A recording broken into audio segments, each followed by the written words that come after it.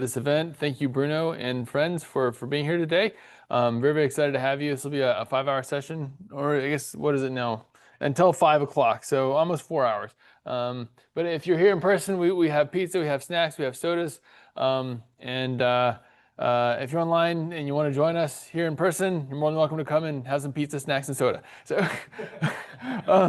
So, improving is a great place to work. And actually just received the honor of being the second best place to work in Houston. And so yes, we came behind a charity that helps kids. So it's hard to be angry at them, you know. So but yeah, so we've been voted consistently voted the best place to work in Houston. So let's see what else about improving. So if you have an idea for a user group, let us know. We host a number of user groups, as you can see here on the screen. And we are happy to provide you with pizza. But just let me know, let somebody else know who works here at Improving, and I can help make that possible. And see what else. We are always taking resumes of these folks for senior business development managers. Oh, sorry. Yes.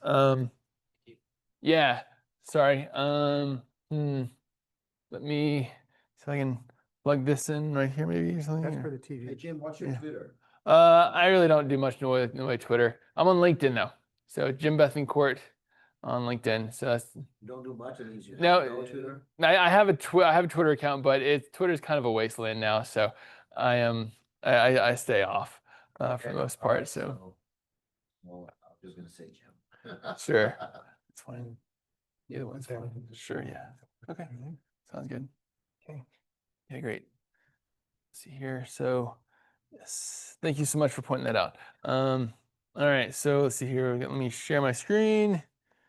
And duplicate. Do that. Come on. We're gonna duplicate.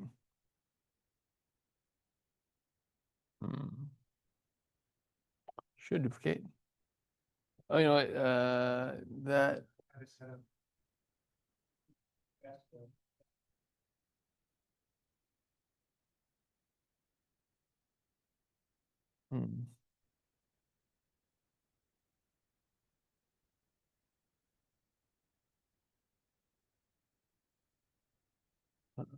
Not sure what's going on here. Well, we can use the TVs. yeah, that's probably just well. Yeah. Worked before. Why not? I don't know. We saw, heard about it. Okay. Oh, No, it's not his presentation? Oh, okay. Okay, cool. I see. All right. Hello. My voice is coming out from the app.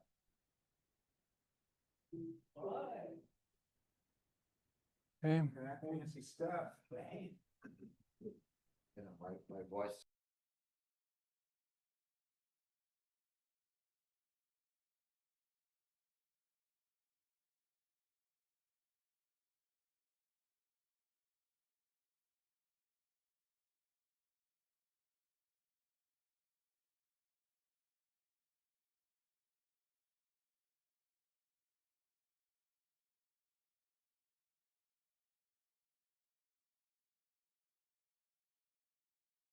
Taking resumes. You have to put a microphone on. This one?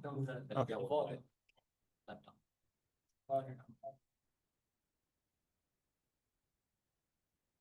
Yeah, mute your laptop. There. There we go. All right, great. There we go. It works. We're good. Cool. All right, so we are taking resumes. Looks like we're not hiring at the moment for these, but we do conduct interviews, and as opportunities come available, we'll reach out to you. So we do interview for senior business development managers, senior account executives, senior .NET developers, senior Java developers, DevOps engineers, and Agile coaches. And we are actively hiring for a sales account executive. We're actively hiring for a platform engineer and Databricks architect here in the Houston office. I think we may have filled the full stack Angular.NET developer, but we'd be happy to take a resume and pass along in case an opportunity comes up. We are also the largest provider of Scrum Scrum training in North America. We have many happy folks who've been trained here at Improving. And if you're interested, you can see the full calendar at improving.com/training. If you're interested, I'd be happy to. Minimize that window so we can actually see those lines. Yes, right there. Sure. There we go. So yeah, if you're interested, let me know, and I'd be happy to point you in the right direction as well. But again, improving.com/training. You can get early bird discounts, and if you do it as an individual, oftentimes they will provide you with a very nice discount as well. So, all right, and then certainly last but not least, please take a moment and register. This really helps us to continue to be allowed to have meetings here, so that way we know that we are these events are attended and well attended. So again, if you could please take a moment and register, I would really appreciate it.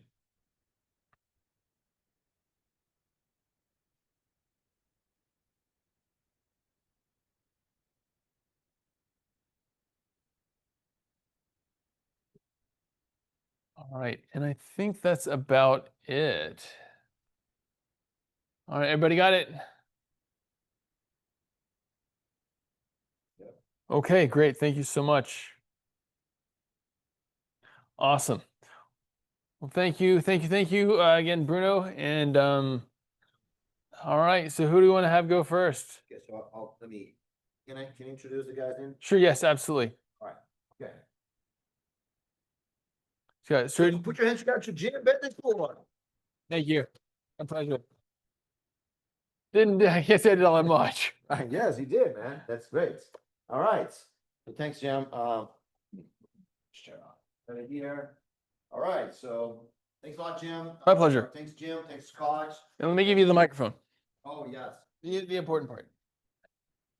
Thank you so much. All right. So thanks, Jim. Thanks, Scott, for putting this together. You know, I was telling both of you guys before that when I walk here, I feel at home, right? You know, I've been coming to Improving for many years. Scott told me that I met him here, right? And I've been giving talks here before Jim actually working for Improving, right? And so it's pretty cool to be here. And I just opened the laptop, it's right connection to the network. It's like I feel at home, right? So thanks Improving for hosting it here. Thanks the Houston JavaScript group. When you get to my time, I'm gonna put a map just so you guys see what we're doing here in terms of a tour around the US. So thank everyone for joining here. We do want to make this very interactive, right? So if you guys want to, if you want to move closer or you want to change the setup, right? We can do anything you guys want, right? Because we want to make this very interactive for all of you. But we got a couple of guys here that's gonna be discussing things. And the goal here for today is to help you advance your career, right? So we're gonna have a couple of technical talks, and I have two people come. I mean, there's lots of people that did something in this tour, right? We were very happy that we restarted the Orlando JavaScript group in Orlando, right? So thanks Percy. Yes, right. Okay. Yes. So thanks Percy and everyone from the Orlando user group, right? So it's awesome that you guys are restarting it. We also came from we did last week. We did 2 weeks ago. We participated on the IBM Tech Exchange event in Orlando, where over there we did help launch the JCon US conference, right? So it happened like a couple of rooms inside the IBM event, and so that was very cool. And we've been traveling around. Lots of people are helping us out. So thanks a lot for that. And this is an effort by user groups, right? So, we have the Houston user group and, the Jacksonville user group, the Orlando user group, the Chicago user group, right? Because yesterday we were in Chicago, right? We gave a talk in Chicago, I mean, 2 days ago, right? On Thursday, we gave a talk in Chicago. So it's an effort for all kinds of user groups. And we have 2 user groups from Brazil representing here, right? So I'm the president of SouJava, the Brazilian Java User Society. And SouJava is one of the largest user group in Brazil. And, you know, we're very, very active. And so today we're going to start with Luiz Real, right? So Luiz is a coordinator of SouJava. He's also a university professor, and he's working on some very cool Java projects too. And he's going to talk with us about refactoring, right? So refactoring is a very, very important skill as for a developer. And actually, we do have a master refactorer here in the group, right? Because Jim Betancourt has a very cool tool called Refactor First. That's, you know, it's a tool to help you refactor your code, right? So, you know, let's see what Luiz has to say. Maybe Jim can kind of complement with his tool or something like this, right? So, you all set there, or yes? Okay, so let's put your hands together for Luiz Real. Yeah. All right, so the microphone. Yep.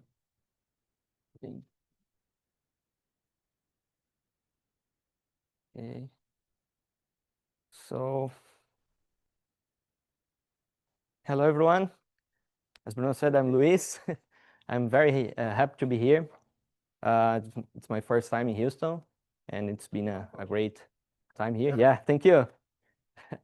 So, yeah, I'm here to talk a little bit about Refactor. Who here thinks that Refactor is only for legacy code, only for old code? It's not, because in our daily job, we usually, when we start programming, we are not the top programmers. We write lots of awful code. So while we are learning new things, we can revisit this code and refactor it. And maybe you can refactor not only for ourselves, but for new team members, for future developers in your project. So when we have a code that is cleaner, and when we read, we understand what it's doing, it's better. So yeah, that's about Refactor. So starting with a chaos checklist. Who here saw variables and methods in your code with meaningless names? Lots of times, right?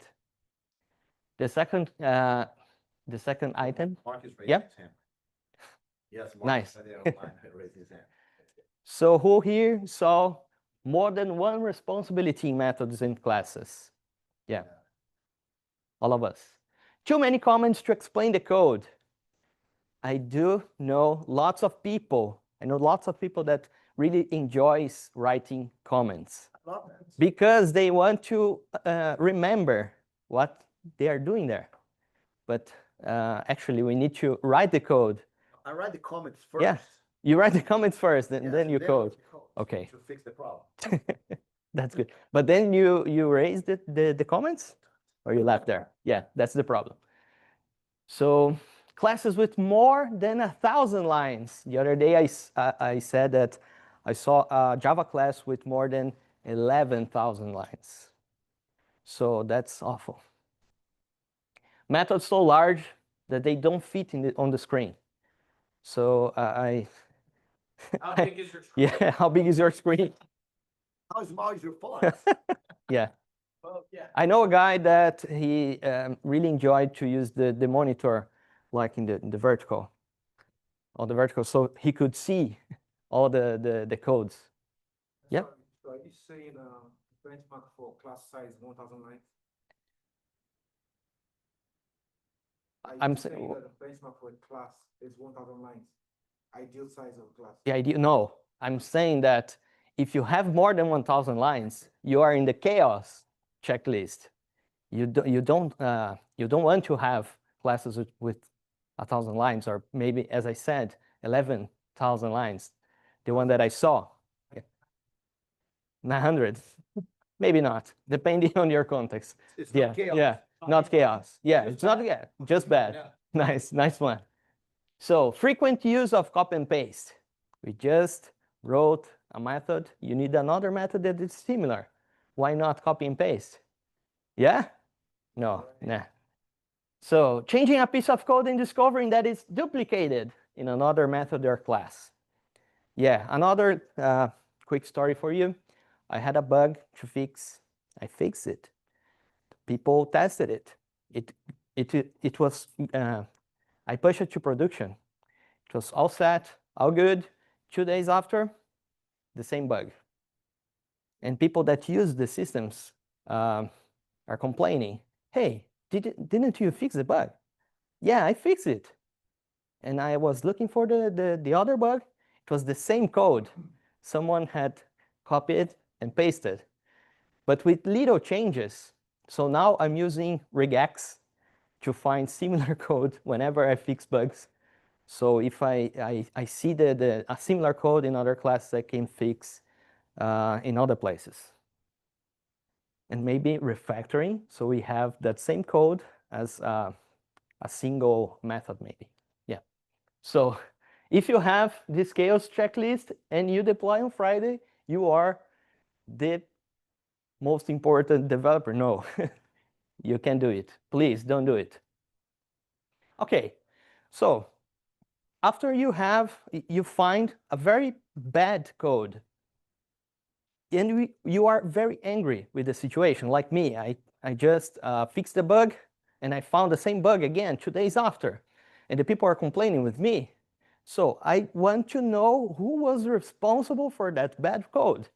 And you find out it was yourself. Sometimes it happens because, as I said, we are improving every day. So that's why it's important sometimes revisiting some code that you wrote, and you can improve it using refactoring. Okay? Okay, now that we know some bad situations here, let's talk about what really is refactoring. Refactoring is restructuring existing code without changing its observable behavior or its external behavior.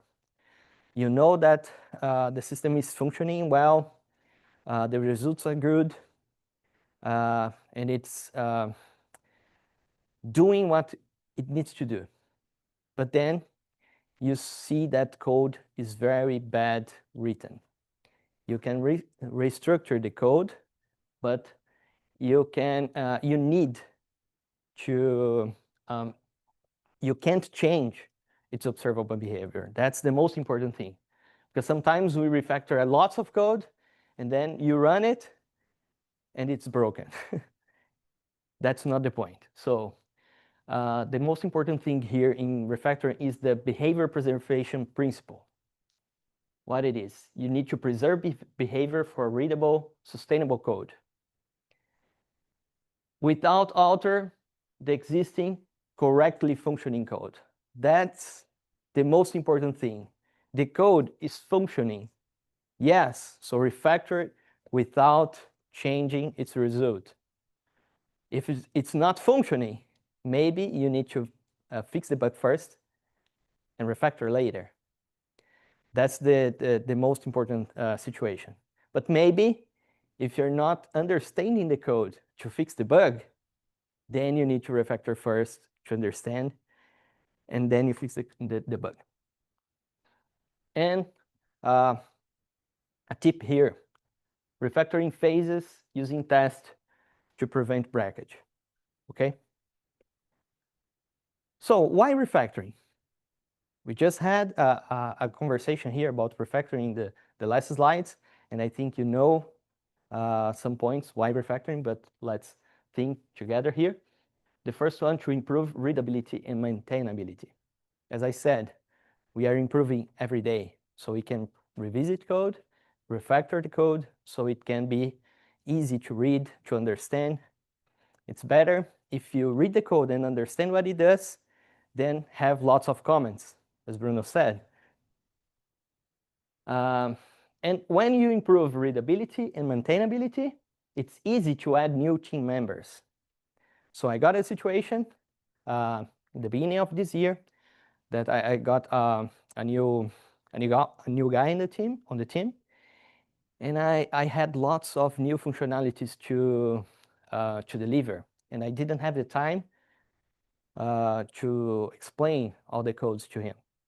So I decided to pass him some tasks in some classes that are really easy to understand. So he could join the team and start doing things by himself without me explaining to him all the codes the entire day, okay?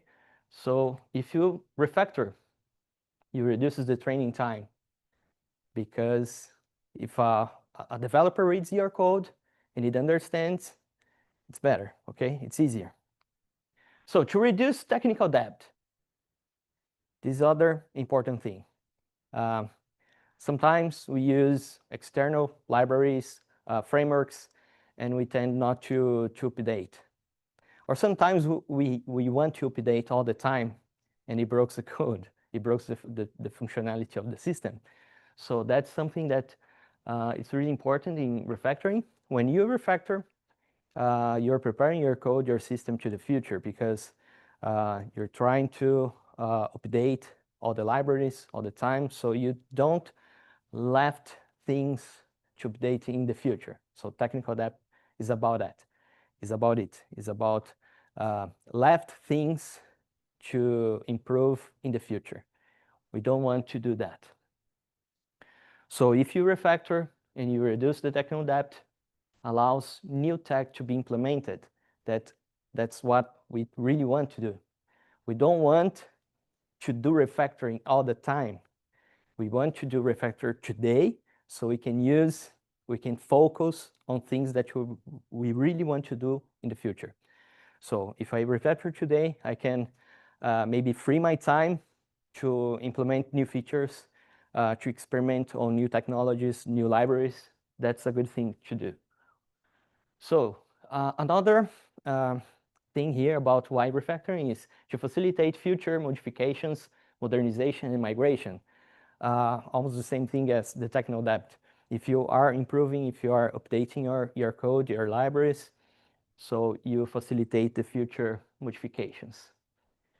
To improve performance, so who here heard about the performance improvement from Java 23 to 24 and 24 to 25? Sometimes I heard a story from 23 to 24 only by changing the VM. Some system got 30% of better performance. Yeah, without changing any code, just by changing the VM. So yeah, refactoring can help you improve performance, or maybe to update Java versions. So I have some systems, some projects that I'm working with that are in Java 6, Java 8, Java 11, and it's very hard for us now to refactor the entire system from Java 6 to Java 25. We have to rewrite or maybe create a new project. That's what the company that I'm working with are doing. They are creating new projects, or maybe if the system is too big, it's too important, the new modules for that system are created using the new versions of Java. But we are trying lots of tools, and we are improving this to update the Java versions. And I think the most important thing on the list, to free your time to focus on your features. That's what I was talking about some minutes ago. So when you refactor, you can free your time to do what you really want to do. Or maybe if you like to do refactoring, maybe it's another thing. But I don't think everyone here likes to do refactoring, right? I think the most majority of the developers want to use new technology, try new things, try new techs, right? So we want to refactor to free our time to focus on what we really want to do.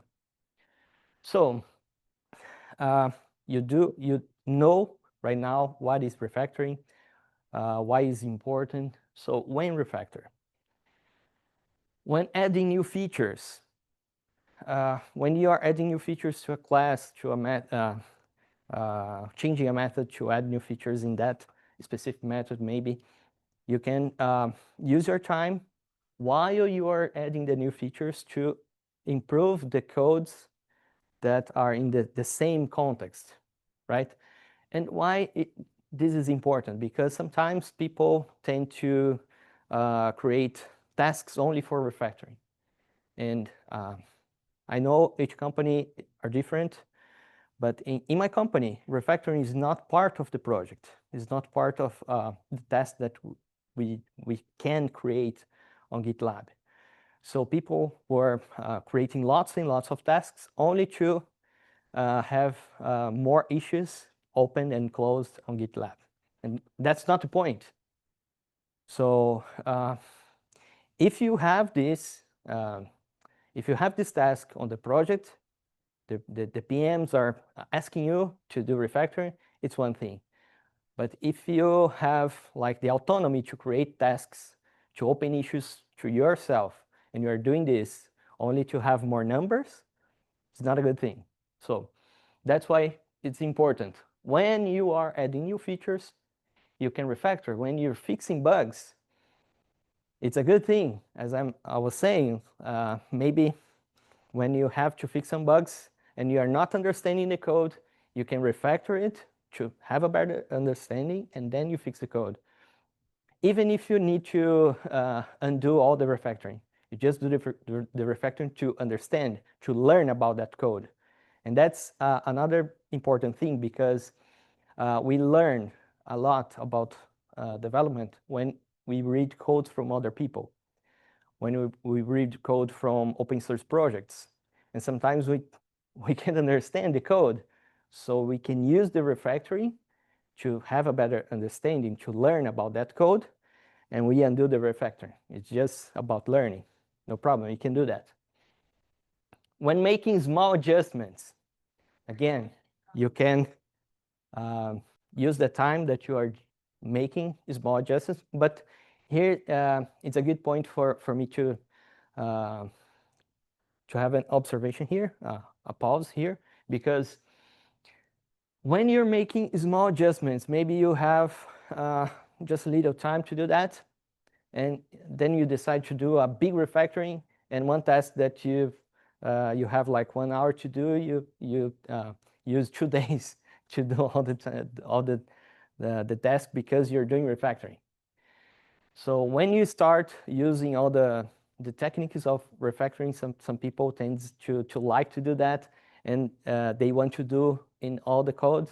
So maybe it's a good point for you to understand all the tasks that you need, all the what you really need to do. And sometimes we can't do the refactoring because we don't have the time. Yeah. When adopting a new Java feature, you can do the same. We are going to see some examples here. And then doing refactor, it's like a spaghetti code, and then you have a more cleaner code. Yeah. So now, who here are using AI tools to do refactoring? Which tools do you use? Juni, yeah, from IntelliJ. Yeah, the agentic tool from IntelliJ. Who else? AI tools? No? Are you using to do refactoring? ChatGPT, yeah. Copilot. Copilot, yeah.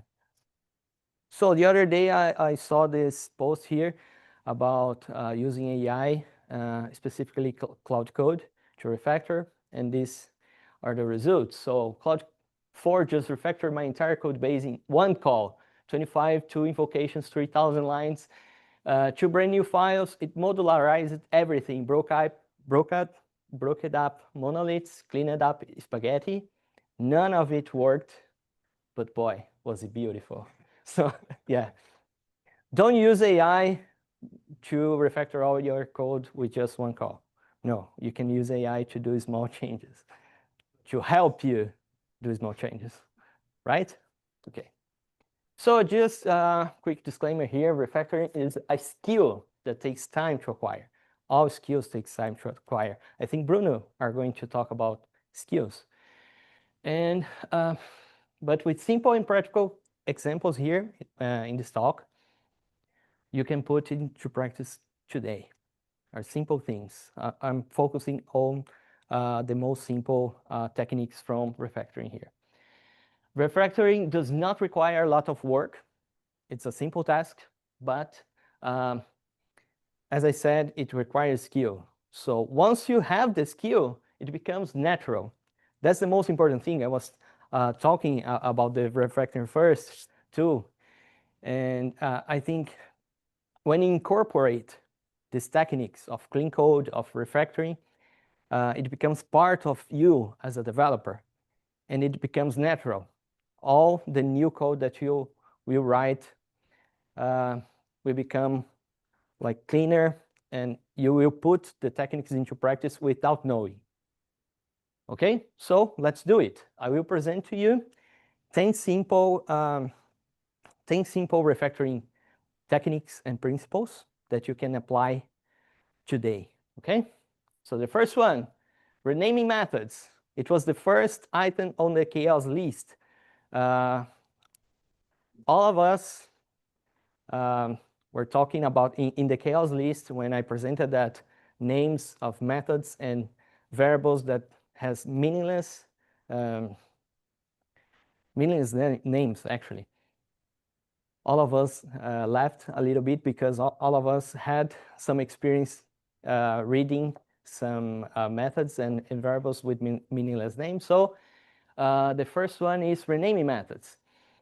And this code snippet here is from a system that I was working some time ago, and it's a diploma system, diploma management system. And one of the methods are to filter diplomas, okay? So I have like filter, DM. What is DM? If you're not part of the context, if you don't know the context of the system, you don't have a clue. So DM for us was diploma manual, that's manual diploma.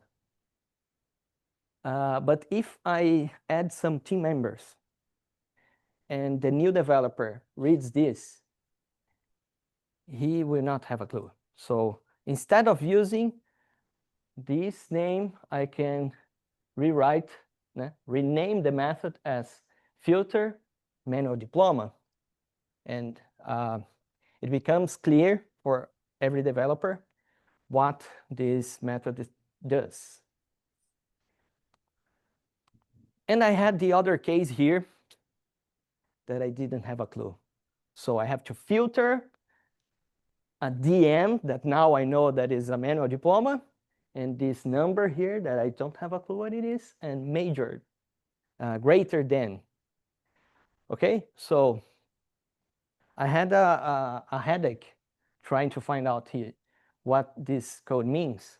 But then reading the SQL here, I saw that the date had to be greater than, so greater than this number. So this number is a date.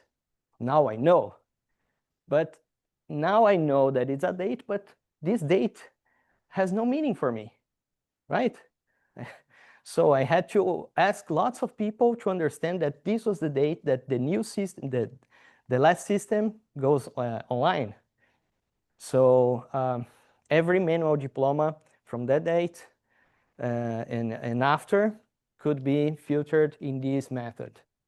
And the other diplomas had to use another method. I don't know. Maybe it's in another table. I don't know.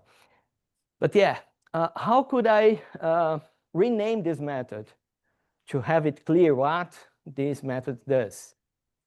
Yeah. Change it to FDDM. No. Then I used another technique that we'll see in another slide, that is JavaDoc. I had a JavaDoc to explain why this method exists, because only the name would not be sufficient. Okay, so the second very basic technique here is extract methods and classes. So for extracting methods and classes, we have like this situation when you have a code fragment that can be grouped together in another method. So here I have the print details, and this is a good point about comments. When you see a comment that groups some codes, maybe that is a good sign that you can extract. Okay, so sometimes we have these comments that groups some lines of code. We can use that as a sign that you can group it in other methods, like here. We can have another method with print details, and then we group together those two lines, yes. Okay, so this method, this technique here, very simple, it's fundamental for creating components optimizable with new features. The third one is introduce a new variable. Who here ever saw a magic number in your code? Yeah, you. So what is a magic number? Do you know? 3. 3. What is 3? I don't know. So it's a magic number. It's there in the middle of the code, and we don't have a clue what it means. So in this situation here, for example, we have int hours equals seconds divided by a magic number. So, okay, by the context, I know that 3600 may be the quantity of seconds within an hour. Okay, so why not I create a variable, so introduce a new variable called seconds in hour, and now I have a constant that has a meaning. And then instead of using the magic number, I use the constant instead, okay? Yeah. So, okay, the third one. Now the fourth, extract variable. Here we have a problem. You have an expression that's hard to understand. For example, here I have lots of conditionals within this if statement. So why not I separate some of these variables, some of these conditions in a variable, like this boolean is mail client, and then I have these two conditionals grouped together. And when I use it, the same the same case of the magic number. Now we have a meaning name. So yeah, now it's better. The fifth technique here. Sorry. Oh, yeah, sorry. You can do the presentation with me because I know that you are you talk a lot about refactoring, so I need to learn from you. We have a conversation about that later. Yeah. So pull up field is the technique when you have like in this situation the superclass doesn't have the method getName, but all the other classes has. So why not pull up field so I can have this in one place? And if you need to update the method, to change the method, to fix a bug in the method, I just need to do that in one place. Yeah. And the same happens in push down field. When you have a field in the superclass that is only needed in one other class. So the get quota, I don't need it in the engineer class, just need it in the salesman. So I push down field. And this facilitates all the maintenance. So the seventh is use functional programming. Who here likes to use functional programming? Yeah. I think most of Java, maybe the old Java developers doesn't like it. I don't know, maybe.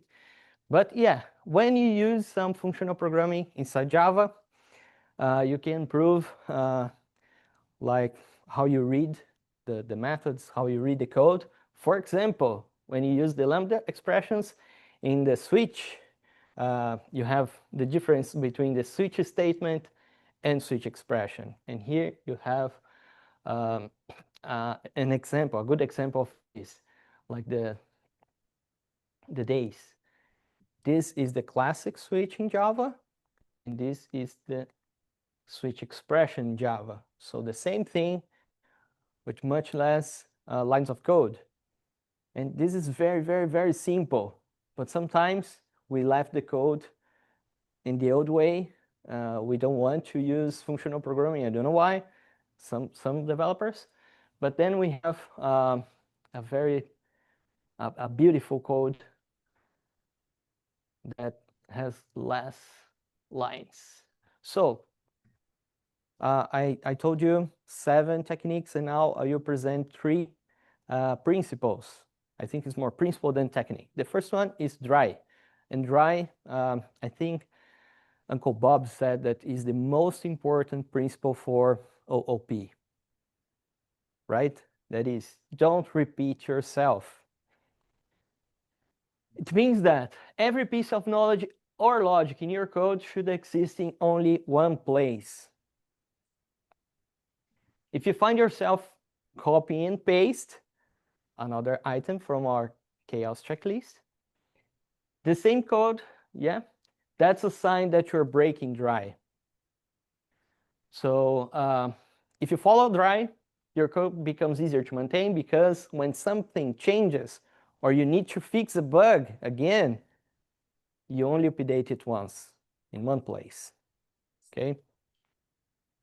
Otherwise, you have the situation like the Spider-Man in the multiverse. You have lots of Spider-Mans. This, okay, I have a little example here of violation when we start using Java and we don't know a lot about OOP.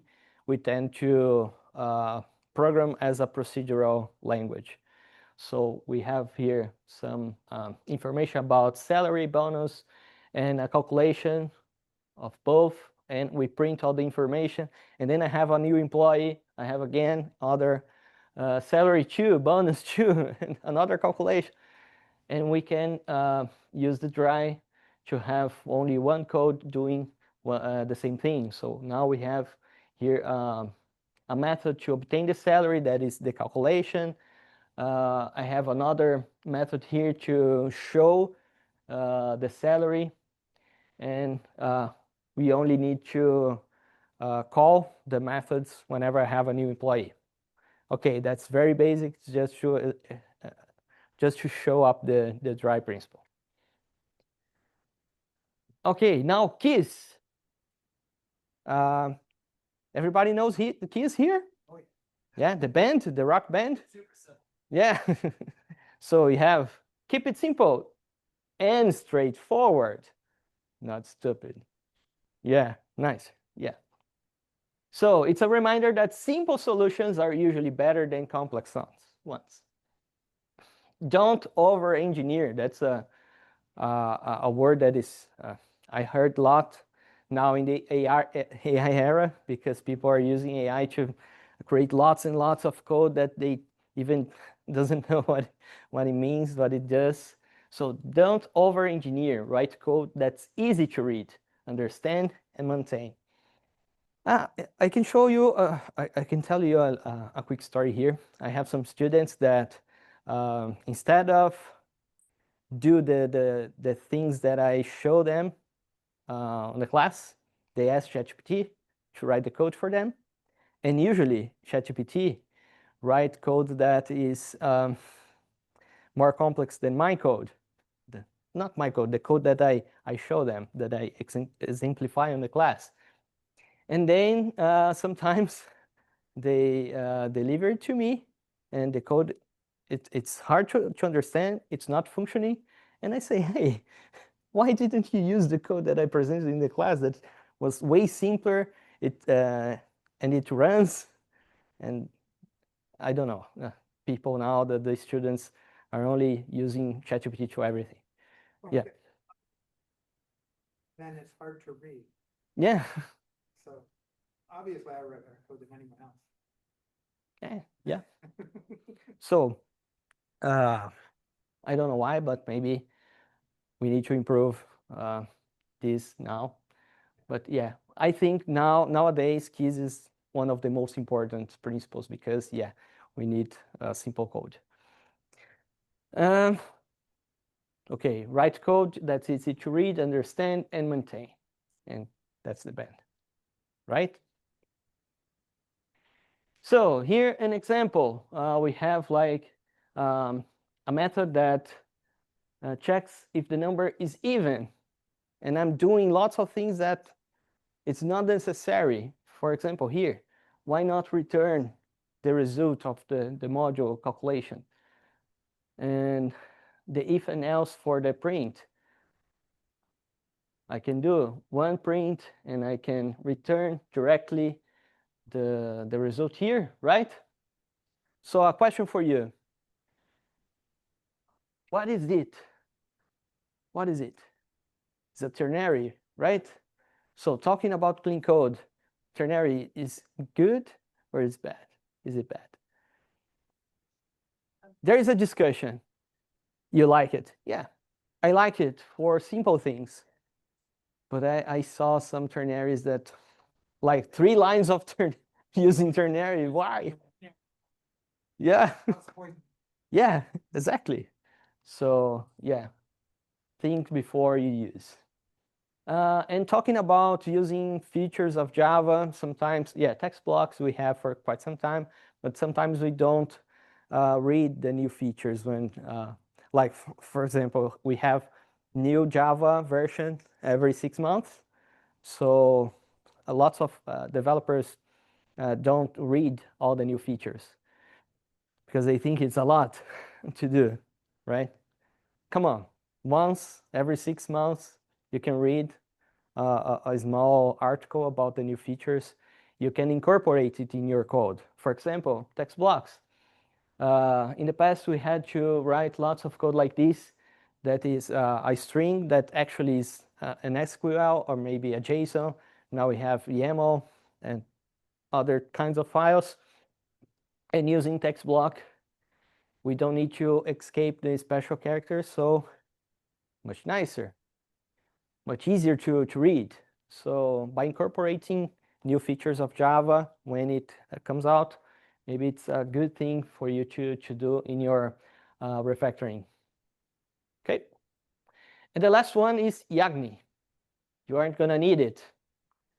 So I don't know, it show up first.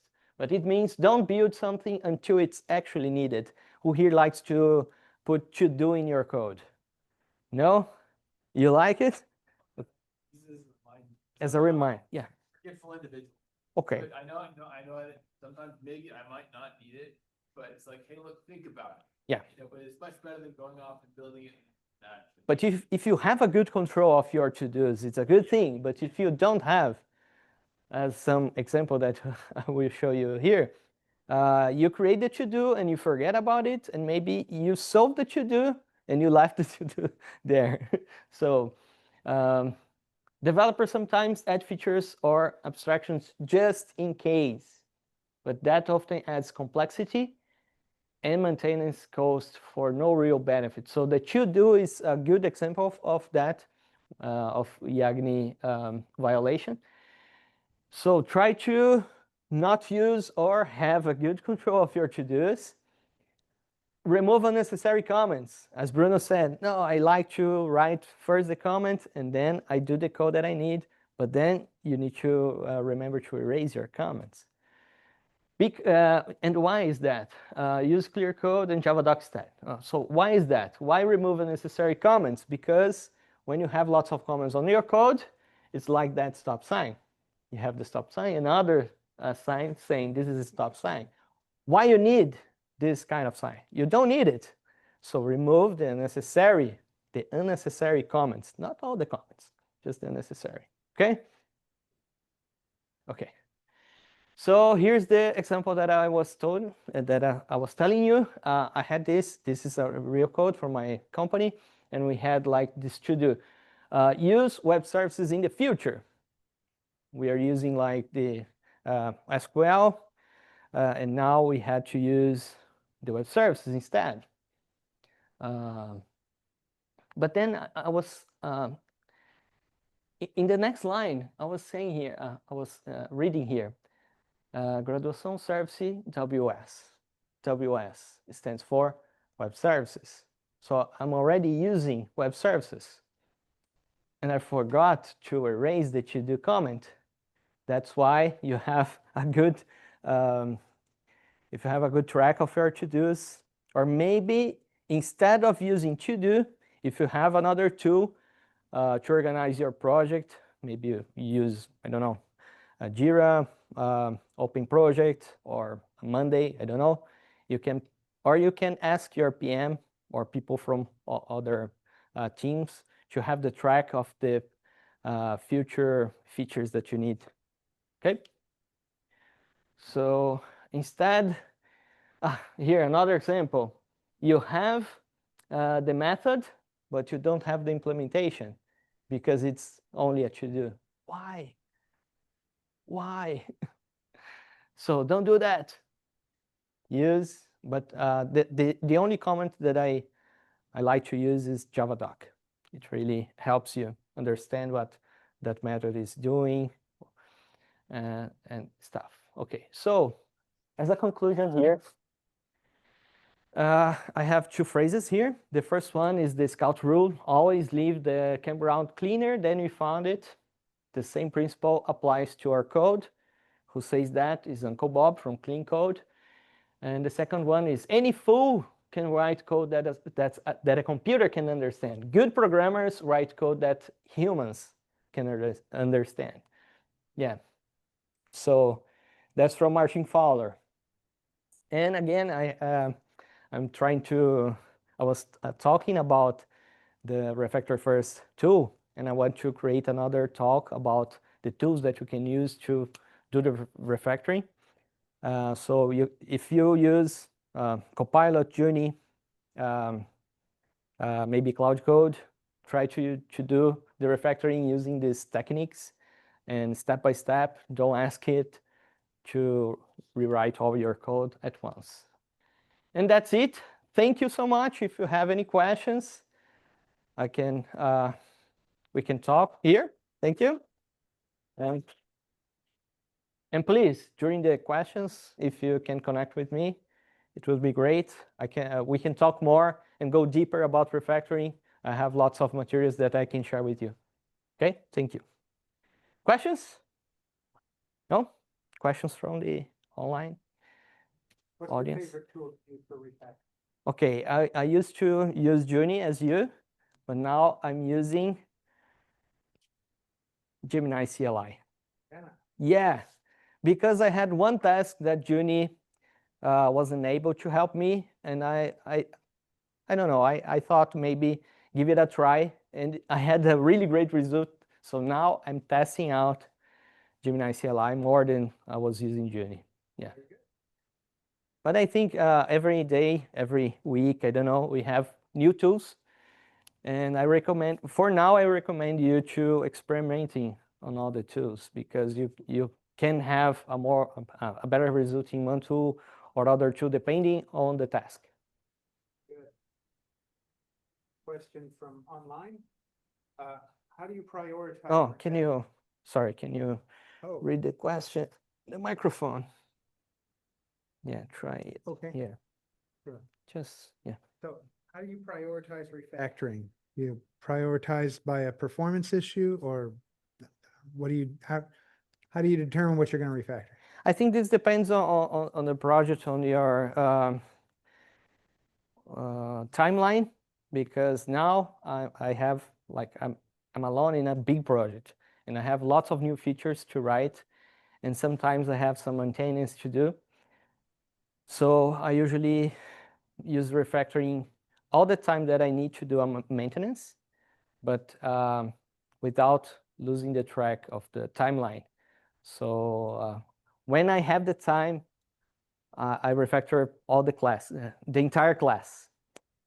But usually now that I don't have this time, I only refactor the method that I'm changing, that I'm working on.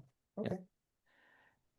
As I said, depends on the project, depends on the timeline that you have. Okay. Yeah. I can add one thing. You can negotiate with your team. Mm-hmm. I had one big refactoring that I thought it was really important to do, and I didn't have the time. So I explained it to the team, to the PM.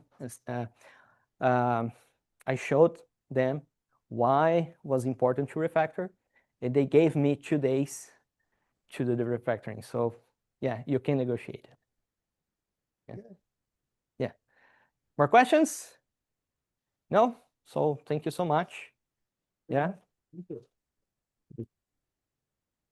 Oh, there's a question here in the chat, right? So you guys Yeah. are looking at. We got it. Yeah, we got it.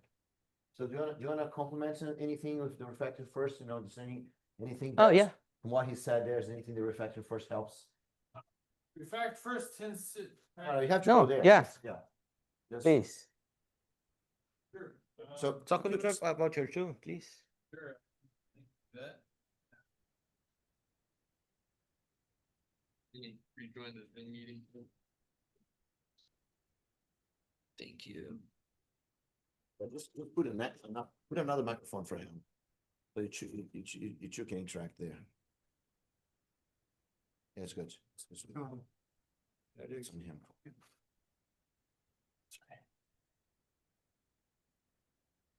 Yeah, then you guys can interact a little bit. Yeah. Sure. Just a moment. My screen. So what I'll show you is a bit of a beta version that I'm working on right now. As we speak at the moment. But so let's see. I'll show you Jenkins. I'll show you Jenkins. Jenkins? Yes, let me show you. This is a slightly older version. You see they're not hearing anything, can you just close that little window right there? Right here, this one. No. So, yes, yeah, right there. Close it. Yes. Okay, sure. All right, great. Okay, so let me go ahead and I'm sharing. So let me pull up the Jenkins report, and we can walk through it. Takes a moment to load since it's so large. So so I have a project I've named Refactor first. Let me actually I can walk you through the GitHub through the GitHub repo as well. So I go through and talk about what it actually helps you to identify and rank. God classes, which are classes that are highly coupled. They have a lot of helper classes, and the methods in it are fairly unrelated to one another. It has a lot of non-trivial methods, so non-getter setters. You also have highly coupled classes, which just happen to talk to a lot of other classes. And then also class cycles. So what this does, it scans your Git repository and then produces a Maven report, or just a simple, or just, I do outline how you can incorporate it into, say, GitHub output as well with a simpler HTML report. And so then I'll also show a force graph, 3D graph. That's a lot of fun to look at. This is the God class report for, I want to say, which code base is this? Anyway, so basically you can see here, I'll probably actually change this. I've gotten a lot of feedback, but right now the ones that you want to target are up here at the top. And I have a table that actually clearly outlines. I'll show you in a minute. So it ranks by basically how godly they are, how bent out of shape these classes are, and the ones that are more bent out of shape are farther away from the 0, origin, and then so they would take more effort to actually not make them not God classes anymore. And then the change proneness, that's the relative churn for all of these classes in Git, basically. So you have an idea of how frequently they change relative to each other, not just on the total number of commits. A class that is old and changes frequently will show up at the top just as much as a new class that is also changed frequently. So why do you want to focus on the classes right here? It's because they are easiest to fix, and they will likely have the most impact because they're touched frequently. That they're probably causing impediments and slowdowns in your team's productivity. And then same thing with the highly coupled classes. Now with cycles, this is not backward edge removal impact. I need to remove the backward edge. I think I have in what we're working on. But so basically here you have a class map, and so the edges I've been able to generate from academic papers, algorithms written in Java that can be used, and one of them is actually written in February of this year, that can identify classes that need to be removed, and then also relationships between classes that need to be removed. And so with that information, we can figure out what direction, say, the methods need to move into from the class where they currently live. And so if you're curious, so for smaller code bases, I have a dot graph that shows up, and it looks something like this, basically. Where is it? This is just like I'm working on it. This is a work in progress. This is a side project, a fun project for me, that also happens to help a lot of people. But so this is one cycle right here. But yeah, it's got a lot of classes involved in it. But so it's got actually, yes, that one's too big. But so the dot graph looks something like this, basically, if this even has one. No, it doesn't.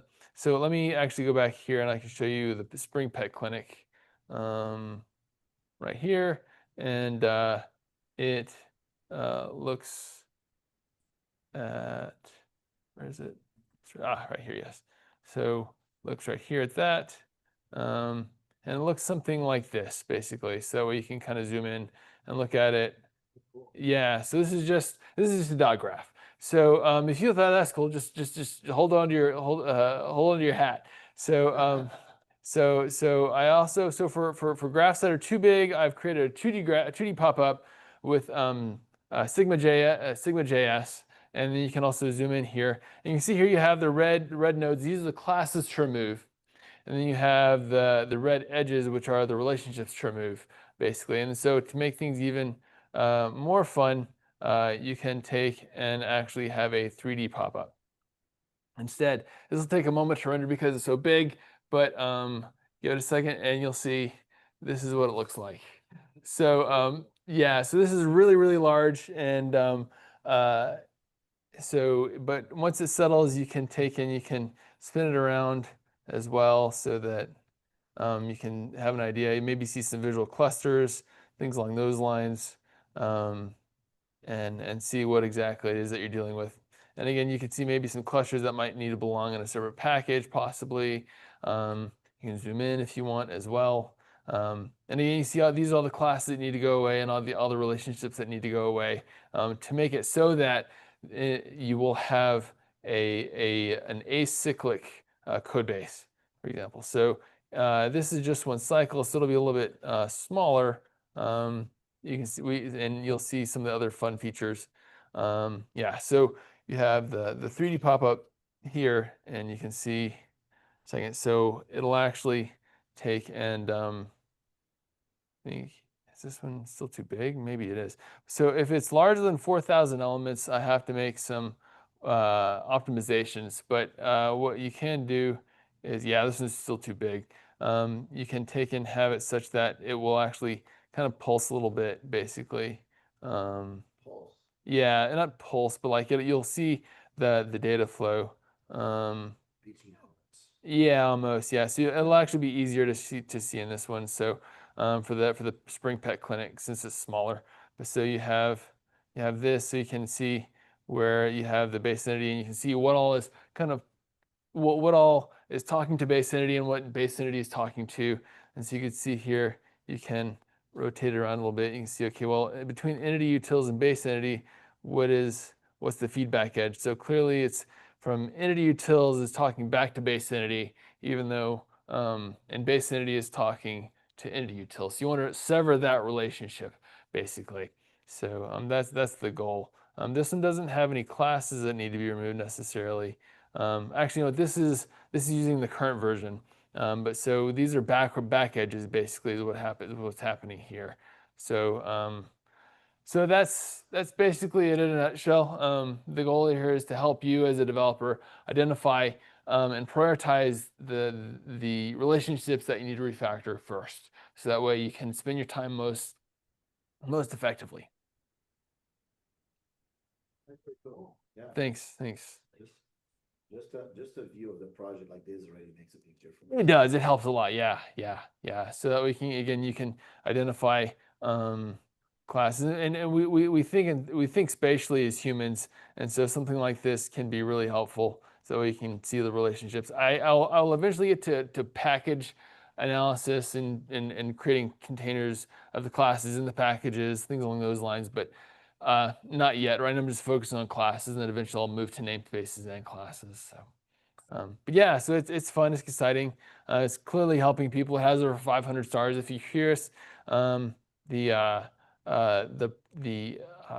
URL is refactorfirst, github.com/refactorfirst/refactorfirst. So my hope is to eventually have analysis available for other languages as well besides Java, since it works off of the Java source. Hope to expand to other languages as well, and also make a web server so that we can take in and upload this information, make it easy to view and analyze. I don't know, just mostly view, and then upload reports to, so that way everybody can see. And you can also see a portfolio as well of your entire software catalog, not just per individual report. So it help you to make sense and help your manager, executives to identify where they can best use their money, because we as developers, we're effectively developing assets in a portfolio. And so if we look at our code that way, it helps us to think much more prudently about our investments, and managers and executives to think much more prudently about their investments in their software package and their products that they're working with. Right, Leticia says here online, she says, I'll definitely use it. Great, thank you so much, Leticia. I'm very excited to hear that. And yeah, so keep an eye on the project. I'm very excited, and I'll hope to release what I'm working on fairly soon. So yes, thank you so much.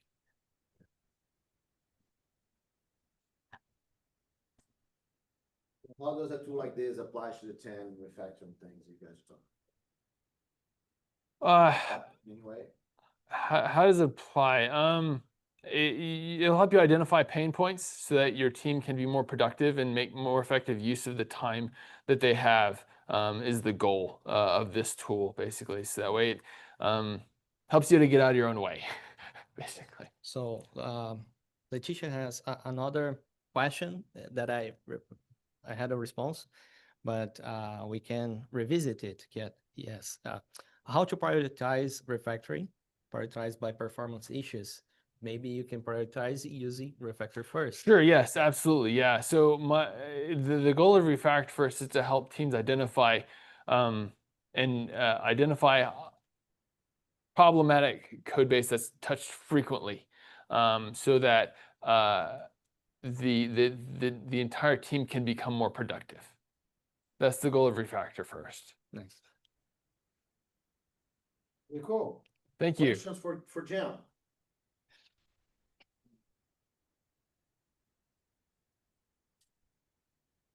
No? Good? Okay, great. Thank you so much. Anyone has questions for Jim online? Nope. Right. All right, great. Thank you. So that's an open source project, right? So Yes, it is. Talk a little bit about the fact that it's open source. Can people contribute to it? Yeah, You know, can people just kind of download, start using it? Yes, it that is. like a library, or just kind of tool that you download and use it? Sure. So it is a Maven plugin, and there are instructions on how to use it as a Maven plugin. There is a PR that open that I need to merge in, that makes it usable as a Gradle plugin as well. And so I'll work with that author to help improve it. And then there is someone who's also contributed CLI runner. I need to work with that as well. I think it needs to be flattened because it's getting caught up on the jar signing right now, which is unfortunate. But it would allow for refactor to run just from the CLI as well. So so very, very helpful, very powerful stuff. And so it's getting there. And I'm really excited in the shape that it's taking. So eventually, I hope to make it possible to have additional language plugins, a website, a web server, and who knows what else. We'll see. But yeah, and then my ultimate goal, if I can at least get a web server up and running, is have it hosted on the internet so that developers who are interested in contributing to open source but don't know where to start can look at these reports and see, hey, I am really interested in this project or that project, but I don't know where to start. Well, you can start by helping to refactor something. You can find it and find out where you can contribute and make a meaningful impact. Very cool. So, so who is this tool for? This Is tool, that for developers, for managers? Because you said it's for the team, right? So both in a way, yeah. So it's for developers. Developers can use it to identify refactoring targets. So say if they work in sprints, they can look at it if they have, say, some extra time at the end of a sprint. Well, hey, let me go find something that's easy to fix. Let me fix it. Or if they know that they're going to work on an area, they can see, hey, what else should we try to clean up while we are working on that class, for example. And then also for managers and for executives, they can use it to identify where the code, the projects that are very useful but could be a problem for them. Like you have, say maybe you might call them problem children, basically. So you have, in typical marketing parlance, you might have your stars, your cash cows, as it were. And then you have your problem children, and then you have what are called dogs, the ones that you want to make go away because you're okay. Maybe it's so laden with debt, and it's not. It's doing its job, but you don't want to put any more money into it because it wouldn't yield. It wouldn't be a good use of money. So help kind of identify those different scenarios, basically, in your software portfolio. okay, pretty cool. Thank you. All right. So I gotta say that I'm I ask you lots of questions here to be a little bit self-serving. Yeah, because, absolutely. yes, lots of people clapping here. You can see that there. Thank you. So yeah, thanks everyone. Right. So because I want to go now and talk a little bit about career. Yeah. And I want to use your tool as an example. Absolutely. Right. Do, Okay. yes. So yeah. So let's do that. All right. Great. Okay. So thanks a lot, Jim. Mm-hmm. Do you want me to stick around to stay up here so we can have a conversation about it, or? Well, yeah, I think I'm gonna go to the board there. And Sure, yeah, sounds good. Yes. Okay. So thanks a lot, man. My pleasure. Awesome.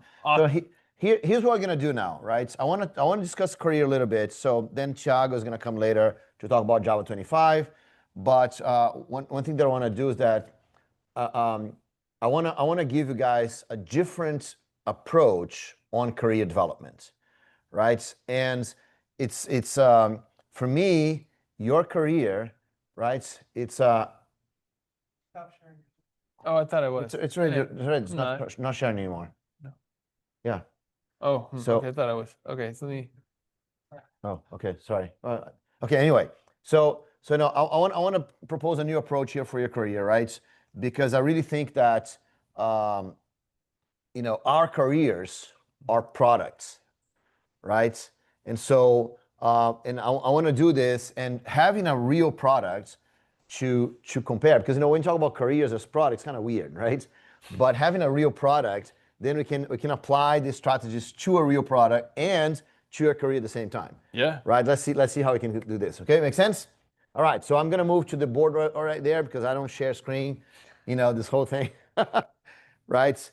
And so do you guys need a couple of minutes to go to restroom, this kind of things? Good idea. Yeah, good idea. So guys, maybe we can just like do like 2-3 minutes, 5 minutes at most. Right? People can go in the restroom, and you guys can go get a water, something like this. 2:10, right? Sorry? Up to 10. 2:10. I don't know what time it is, but yes, 2:10. 2:04. Okay, so 2:10. 2:10. We're back, and so we're gonna change things around, and we're gonna go to the board right there, and maybe we can kind of switch the tables here. So 2:10. We're back here, guys. Right?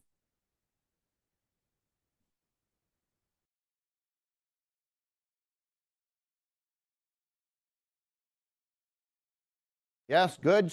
You guys can hear me? All right. Okay, so and Luiz, if you need to move the camera around when I put things on the board, you let me know. Yeah. Okay. All right, so the hard part of giving a break is actually get people back here on time, right? So including me, right? But we move the chairs around, we move the tables around. And so here's an idea for all of you, right? You know, reputation.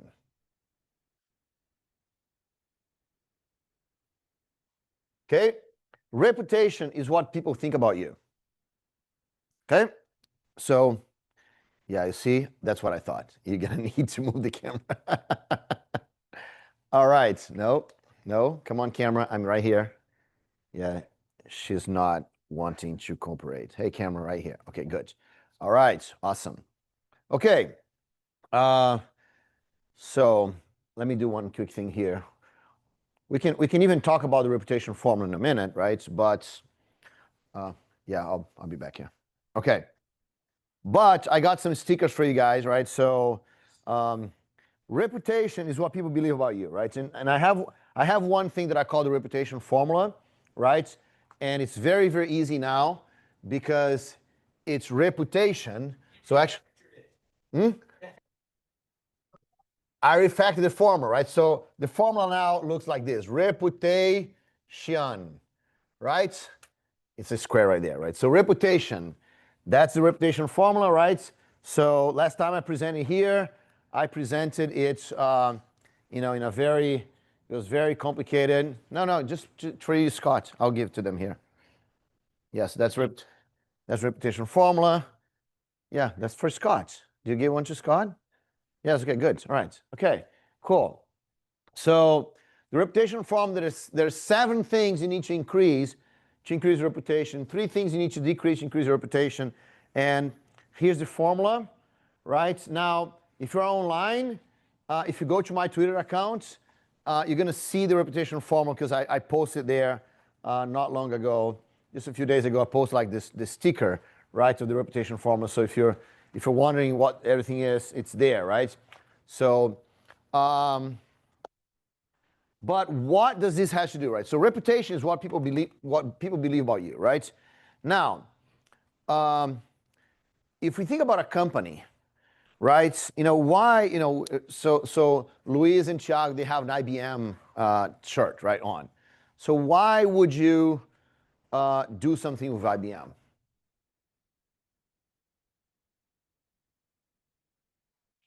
Why?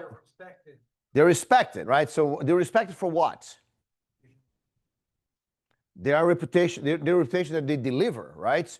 Okay, cool, right? So we have improving here. Why we should use improving, Scott, Jim? I talk to you exactly when you put things in your mouth, but that's okay, right? But you know why would you use improving? Because we believe that trust changes everything. Trust changes everything, right? So you believe in relationships. Okay, that's good, right? So so companies try to build a reputation, right? So customers look for them, right? Now the question is, who is the ideal customer for improving? The customer who's looking for help. Well, I mean, everyone's looking for help, but that doesn't help. So who's the idea? I mean, for example, if I am, let's say, if I'm Scott, if Scott has his own business, right? So he runs, you know, some things. Should Scott knock here in your door? Should hire you guys? Should do development for him? Is that like a one-person business? He could, sure. But probably not. Probably not, right? You guys are probably too expensive for Scott, right? We do have operations that could probably help him. You have what? Nearshore. Nearshore. Okay, right? Yeah. You know, so but you know, if Scott just wants someone to do some like couple of hours a week of work, that's probably not you guys. No. It's probably not you guys, right? So, you know, so like Upwork work, cloud work, or enterprise transformations. okay, now we're getting somewhere, right? So they uplift work, right? So they get your on-premise stuff and move to the cloud, right? Do a lot of AI work. Yeah, I'm kind of repeating because you don't have a microphone. So, but modernization, right? So So Scott, for example, is not your ideal customer. He doesn't want to move anything to the cloud. He doesn't have any software to modernize, right? Now, Scott works for Shell, right? Would Shell be a customer for you guys? Yeah. Right, because Shell does have those kind of things, right? So, companies have ideal customers. So, for example, Refactor, I'm going to use Refactor First as an example. So, Refactor First, what is the ideal customer for Refactor First? It could be anybody of any size, really. Right. Okay. So but not anybody, right? For example, you're just telling me that your wife has a new job, right? Is your wife a potential user for Refactor First? No, I mean, ideal developer. Okay, that's better. So any developer could use Refactor First, yes. Right? But if I'm using, if I'm running my project on C#, can I use Refactor First right now? Not yet, because Refactor First is a Java tool for Java developers right now, right? It doesn't support any other language, right? Right now, it could. Still, there are 3 million Java developers worldwide. Okay, there's 9 million. 9 million. There's 9 million. So you see, okay, but so now we went from 7 billion to 9 million, right? So it's not for everyone. It's for a group of people, right? Maybe the 9 million Java developers, right? And so that's what reputation is all about, right? Reputation is you finding out who needs to think something about you, right? Because that's what we're talking about. Reputation is what people believe about you. And so we want to focus on who needs to think something about you. Make sense? Right? And so, and of course, some tools like Refactor First can be focused on 9 million Java developers. That's not a problem. And JVM is focused on 9 million Java developers, for example. So there are products that are going to be fixed, that's going to be targeting millions of people, right? There are some other products that are going to be targeting a smaller number of people, right? Make sense? And so, but now, how many people, Jim, are working on the marketing team of improving, more or less? 3 to 5, I think. 3 to 5, right? So improving it's a big company, but it's small enough. They have a marketing department, maybe five people in the marketing department. So how many people do you think are working on the marketing department for IBM, for example? 10 times that at least. Yes, probably hundreds, right? I don't know. I have no idea how much, So of course, IBM can spend more time, more effort to reach more people than improving, right? Now, how many people, Tim, worked on the marketing department for Refactor First? One. It's a part-time one, right? Because you don't spend all your time focused on marketing and Refactor. You have your day job, and then at your personal time, after you take care of your 5 kids and your wife, right? Then you and actually 5 kids is not like an expression, right? So you're 5 kids really, right? So after you take time for 5 kids and your wife, and you work with the JavaScript group, right? You help out JavaScript group. So besides your work, besides JavaScript group, besides your family, whatever time you have left, you dedicate to Refactor First, and you do development, you do testing, you do you train new collaborators, and you do marketing, right? So a tiny little part of Tim's year, right, is dedicated to marketing Refactor First. So how much effort can Jim really put up to target 9 million Java developers? Very small. Right, sorry? Precious little, right? So it's not a lot, right? And so that's the thing we have to think about. So when we think, oh yes, any one of the 9 million Java developers could use my tool, but in practice, if I have to reach out to them, I have to focus on a small group of people that I can actually put the effort on. So what I do, I tag people on LinkedIn. All right, so give him a microphone, so he's going to explain. Well, or come here if you want. Jim. Yeah.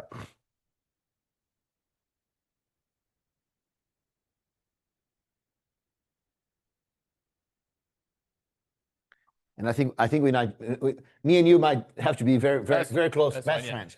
We're gonna be best friends, so the camera actually peeks. So how do I? He's gonna fix it, right? Okay, good. Right. So how do I market is what you're Right. wondering, Yes. right? No, I mean, I'm not asking right now, but that's good. So Sure, yeah. tell us how much effort you put into it. I don't put a great deal, Mhm. but I ask others to help me Okay. by tagging them on LinkedIn, Mhm. and then as a result, the same post will show up on their feeds, Mhm. and I also send an email to the Java user group leader list worldwide and say, hey, can you please help promote? All right. And then I also reach out to folks who write articles on InfoQ and ask them, hey, could you please put out a short blurb about the new version? And they are more than happy to help get the word out about it. So Right. you have to know who can help you get that word out about what you're working on. Right. So that we call this network, Network, yes. right? You know, you got your friends, you got friends and family, right? Yes. To just kind of promote whatever you have, right? Mhm. Yeah. And so, and that's fair, and that's usable. You know, you can get a lot of attention by doing this, right? So of course, today with things like social media, you know, we have a broader spectrum of people that we can reach out to than we had, you know, years past, right? But you know, that's how much effort you can put on it. Make sense? Yes. All right. So because that's how much effort you can put on it, you have to be selective. Yes. You cannot be trying to reach definitely not every million Java developers. You cannot tag them on LinkedIn, right? No. And you know, it would be good if you could, right? Oh, that'd be amazing. Yeah, right. So you cannot tag them on LinkedIn. You know, actually, if you could, everyone could.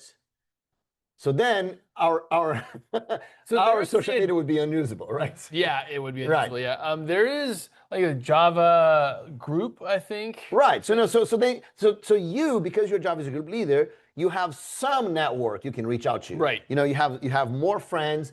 You know, I don't know. Maybe like a normal Java developer that doesn't have the network that you have, they have even less people that can reach out to. Right. Right. So you're leveraging your network to promote Yes, things. absolutely. Okay, very good. But that's why you cannot target everyone. Right. Right. So when we say, hey Jim, how many people can actually use Refactor first? Oh, it can be used by everyone, right? But who is your ideal customer? Right. The ideal customer has to be people that you can reach out to. Right? Because if you cannot reach out, so for example, Improving, it's a much larger company than Jim. Yes. Right? And so, but even they have to choose, right? It makes no sense for them, for example, to try to market, you know, to places where they're not. Right. So, for example, let's say Improving is not in Brazil. You guys know. No, we're in South America. You're in South America, but not in Brazil, in right? Brazil, at least not yet. Not yet. Okay. So no, it makes no sense for Improving to do a big effort to go, you know, to do marketing in Brazil, because the Brazilian developers are not Improving targets. Right. Because if you do get a customer in Brazil, you cannot attend them. Right. Right? You cannot support them. So we all choose who you're marketing to. Make sense? Yes, absolutely. Thanks, Jam. Thanks. That's really good. Really good. So yeah, let me get the microphone back here. Right. So we're gonna go deep on this, right? But so that's what I want you guys to understand, right? So even the big companies, they have to choose who they market to. Do you know any company that sells to everyone? There is a company that sells to everyone. There's a few. Amazon is a good one, right? So you know, it's Amazon kind of, you know, they market to lots of people, right? So another one, you know, one that you guys have been using, you have been using their service since you got here. Well, yeah, Zoom could be another one, right? But no, that's a larger one than Zoom. No? Yes, you know, so if you look there, what's the red can right there? Coca-Cola, right? Coca-Cola is a company that sells for everyone, right? Now, what does Coca-Cola sell? No, it's not. Lifestyle, I mean, almost, right? There's another thing that they use. There's a specific word that they use. What do they sell? They say open, that's a commercial, right? Open what? Open a Coca-Cola? Open a soda? No. What do they say? Coconut. Smile. No, they say open happiness. Have you seen this?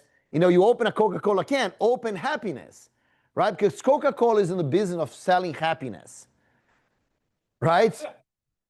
Why?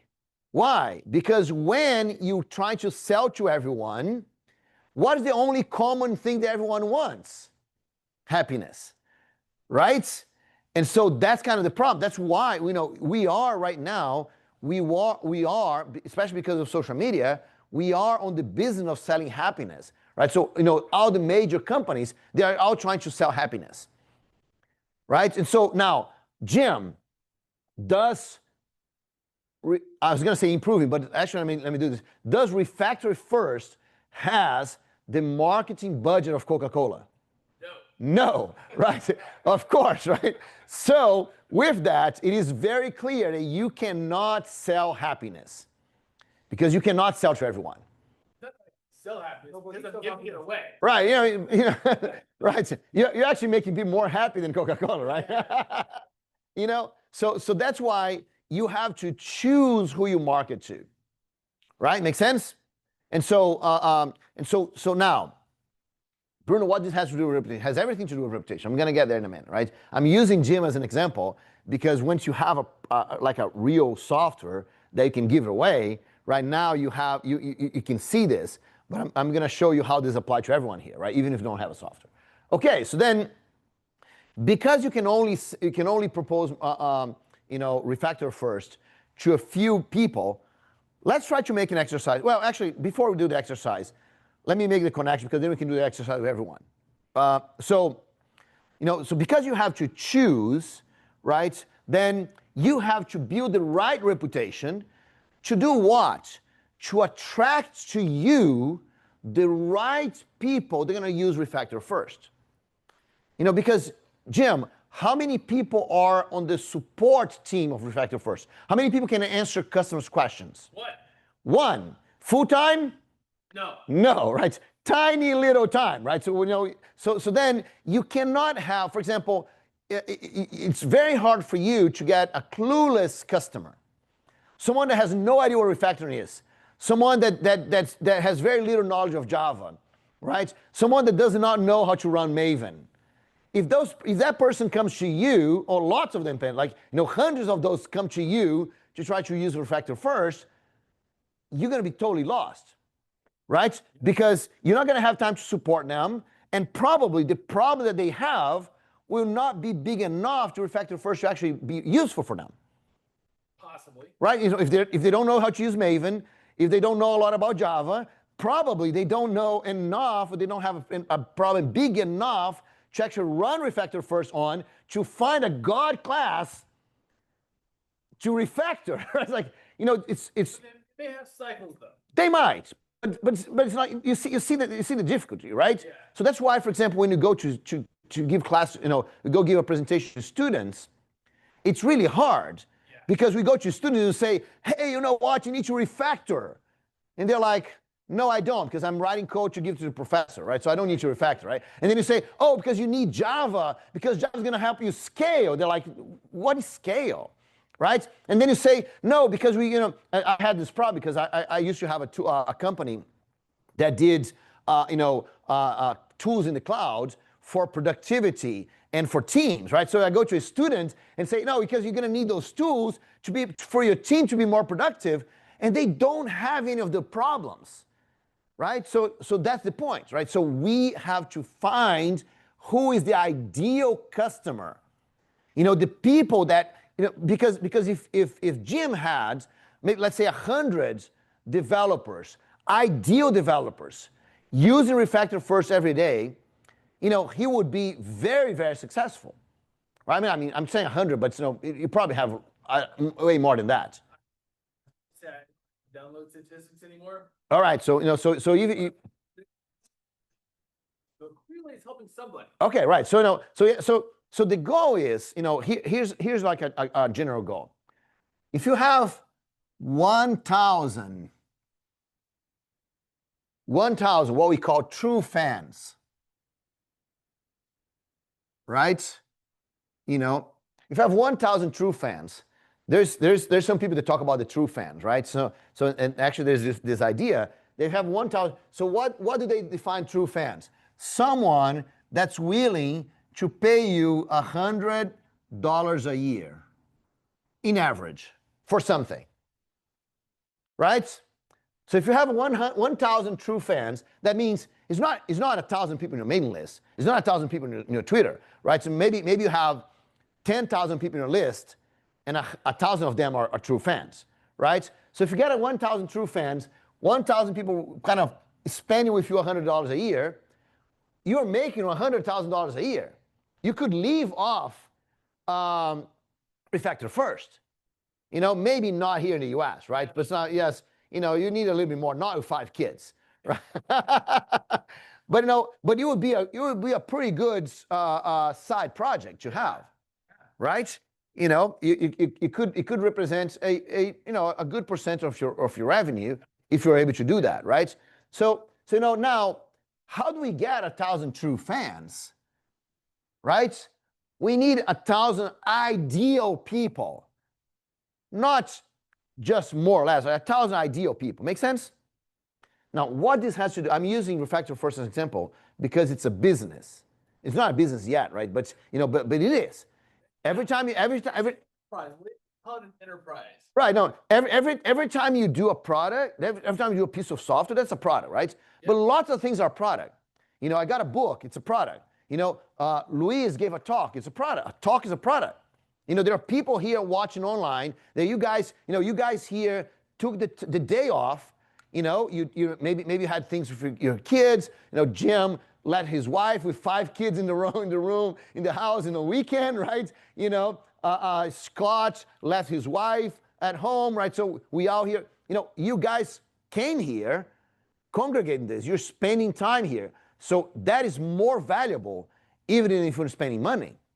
Think about this, right? The money is easy to spend, right? You know, any of you would have like $100 to just throw away if you really need to throw away, right? You know, if you had a need to throw away $100, you could, right? But spending a whole day for nothing, that's a completely different thing. Make sense?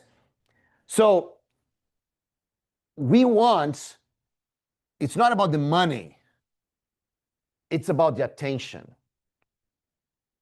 right? Think about refactor first once more. Refactor first, for me to use it, I have to go to a website, download it, configure my Maven, right? And then I have to keep looking at it all the time because it doesn't help me if I just run it. It hasn't given no results, right? But I have to look at it and I have to understand how it works. I have to understand those crazy graphics that Tim was looking at. You know, it looks very cool on the screen, but what does that actually mean to me? I have to understand what that means. You know, what the red lines means, what the red dots means. I have to actually go and apply it and fix it and all this. It's a lot of time that I have to devote to refactor first. Now think about how many tools you use every day, and you have to devote a lot of attention to each one of those tools, right? So refactor first is just one more among many tools. So it's a lot of, I gotta be a true fan, man, to go to this hassle, right? Make sense? Okay, now, all of these is refactor first as an example. But let's apply this to your career, okay? Because your career is the same thing. You know, when you want a job, someone needs to know who you are, someone needs to trust you, right? And someone needs to put the effort to really look at what you do, look at your resume, figure out how you're gonna fit in their company, right? You know, actually talk to you, make an offer, they're gonna move you from where you are to another place, right? And then bring you in the company and spend time and money training you to be effective in the new company, right? And then, you know, and for some companies, this can be crazy. You guys, last time I was here in Houston, I was here with Vinicius Sanger, right? He's an evangelist on Amazon, right? You know, many of you know him. So when Vinicius is one of the best speakers that I know, right? Now, he's been speaking for a long time, right? And so he's an amazing speaker. So when he was hired by Amazon, he was already an amazing speaker, right? He was hired by Amazon because he was an amazing speaker. They searched for him. Vinicius had his own company. He was not looking for a job. Amazon specifically went after him, invited him, hired him, because he was an amazing speaker. And then what did they do? They put him not speaking for 1 whole year. For 1 whole year, Vinicius would go to events with other Amazon speakers to learn how to speak at Amazon. Right? So they're putting they're paying his salary, they're paying his trips, his hotels, right? The tickets to go to events, all of this, so he could follow other speakers, so he can learn. Right? I'm not saying every company is like this, but many companies will spend weeks or months with you until you're productive. Make sense? So now, think about this. When you're being hired, the company on the other side has to go through all of this hassle to hire you. So now the question is, how do you have a reputation to attract to you the right company that wants to make all these investments so they can hire you? Make sense? And so we tend to think like, yeah, I just put my resume on LinkedIn, and now I'm amazing, and now people are going to just hire me. But that's not true. Because before you are productive in a new company, there's a huge effort, right? But not only that, think about this. It's not uncommon in the US, right, that someone makes 100K a year, right? I'm not going to ask anyone's salary here, but it's not uncommon. You're all here, professional senior developers, like from the look of everyone here, right? You're all professional senior developers. So it's not uncommon that people make 100K a year. That might be on the low side in certain places, right?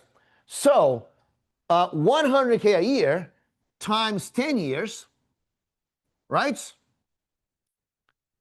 That's $1 million, okay? Right?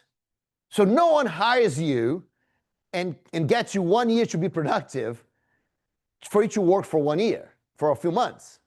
I mean, it might happen because lots of things happen, the companies crash and all that, right? But normally, no one hires you to work for 1 year. People hire you thinking that you can work for them for 10 years, right? Jim is 5 years on improving, for example, right? How long are you in Shell, Scott?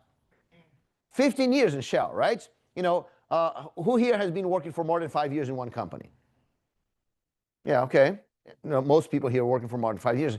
And so, and guys online, maybe I can move my laptop here so I can see you guys because I'm not seeing you. Yeah. So actually, can you just grab my laptop, Scott? I'll just put it right here so I can interact better with the online people. Yeah, just unplug everything. Oh, actually, don't do this. There's a disk there, so let me just kind of eject that. That was not very smart of me. So let me just. I can put my computer over there. No, that's good. That's good. I can let me just eject this disk here. Okay, good. Okay, so now we can remove this. All right. I just realized that I'm so. I just realized that the thing I bought might not be a good idea because I remove my laptop from the place all the time. Anyway, okay, let me get Zoom. Okay, so hey Leticia, how you doing? Hey Mark, hey Thiago, hey Jim, hey Scott, you guys right here. Hey Mario, hey Bruno Borges. Man, Bruno's here. Hey Bruno, how you doing, man? So good to have you here. Maybe you could talk to us a little bit about some things here too. So actually, Bruno might be interested in some of the discussion that we have here today. Okay, cool. All right, so when people hire you, they're thinking about spending $1 million on you. Not counting training, not count other stuff, right? So, and what does that mean? If you're gonna be hired, you are actually selling a product that costs $1 million. Have you ever thought about that? Imagine if Refactor First costs $1 million for you to use in 10 years. How much would Jim need to market Refactor First, right? How much would need to show the value of Refactor First for anyone to buy? That's you guys. You are this product. You are the one, you're selling a $1 million product, or maybe $1 million reals, because I see some Brazilians here, right?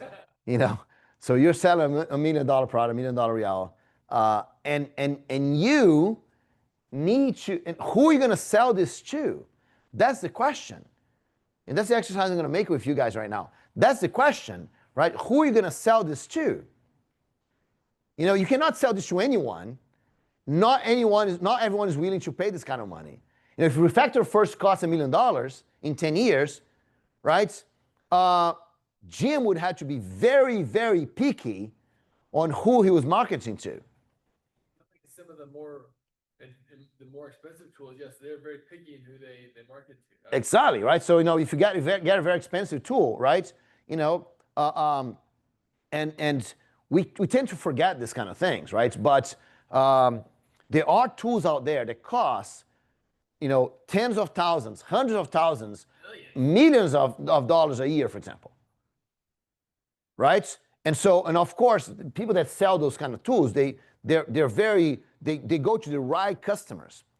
Now, it's not about going to the right customers, because you don't know who the right customer is. Right? So what is the whole idea that companies do marketing for what? To attract. You want to attract the right customers to you, because you don't know who the right customer is. You don't know who is the right customer to use Refactor first. Make sense? And so that's the thing we have to think about, guys. And there's someone, 4 years, says Leticia. Okay, good, yeah. Coca-Cola, say Mark. So Mark got it right before. So thanks, Mark. Now I see the chat here. So Mark got it right before I actually mentioned it. So thanks, Mark. Okay, so for you, because those customers, look, customers don't advertise. Hey, you know what? I have $1 million to spend on refactoring tools, right? Come talk to me. They don't advertise that, right? So you have to attract them to you. Now, how do we attract people to us? Right? There's one interesting thing when we talk about marketing, is that most people, we developers, we love to talk about the solution. We love that. And I'm going to use Jim as an example again, because say, hey, Jim, can you talk about your tool here? What did he do? He just went there and talked about what the tool does. I tried to talk about the problems it solves. Yes, but you went there and did a demo of what he does, right? And we love, because we love that. That's the best part, right? We did the work, right? We did the cool 3D thing. It's the best part, right? So, but you mentioned one interesting thing. You said like the God class, right? Because you mentioned the problem. The tools finds the God classes, right? That's the first thing you said. The tool finds the God class. So, do every developer knows what a God class is? No, right? It's not. You know what it is because you're a refactor guy, right? So you know what it is. So when you say, "Hey, this tool serves to find and help you eliminate God classes," if I don't know what a God class is that tool for me? Maybe, maybe not. I don't know. I don't even know what it is, right? So that's the point, right? So here's what so here's one thing that marketing has to do very well, is that marketing doesn't talk about the solution. Marketing talks about the problem, and not any problem. It talks about the pain that people feel.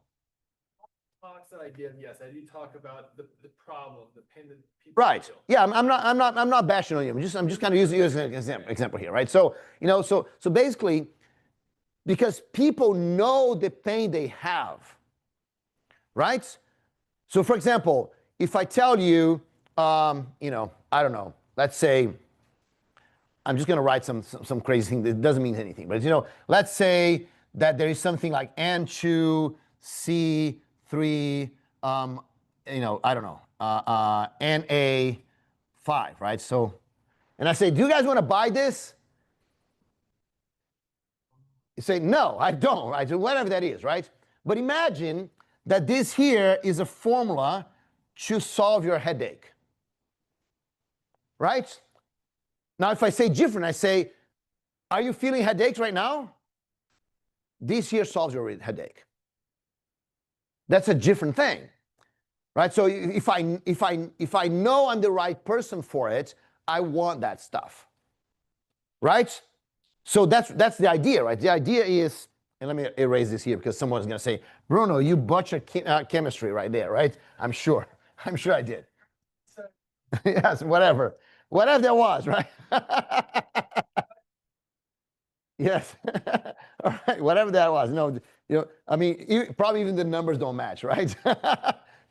Yes, probably not, right? they don't fit. They explode, right? And you try to put those things together. Anyway, so that's the point, right? So if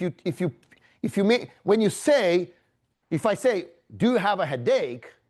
What I'm doing when I say, do you have a headache? Finding our pain point. I'm mentioning the pain point. But there's one important thing I'm doing.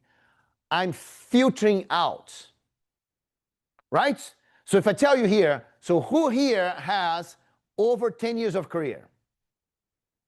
All right, so actually, I didn't filter anyone out, right? So who here? So who here has actually? I didn't look online. Just did you raise your hand, Leticia? I know Mark probably did, right? So she has more than 10 years of career. So who here has more? Okay, let me try again. Who here has more than 20 years of career?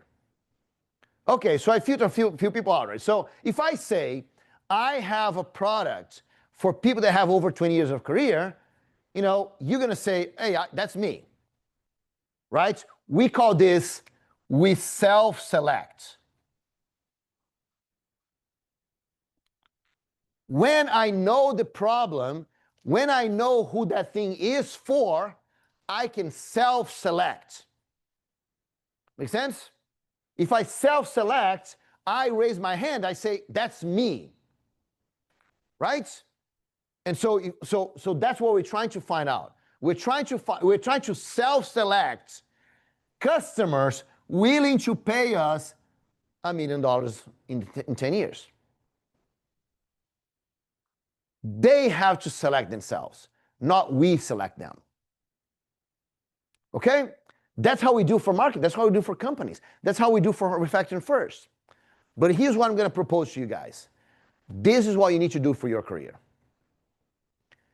In your career, you need to say, here is the problem I solve, and companies and people that have that problem, they need to be able to say, I have that problem. I need to talk to that guy. Make sense?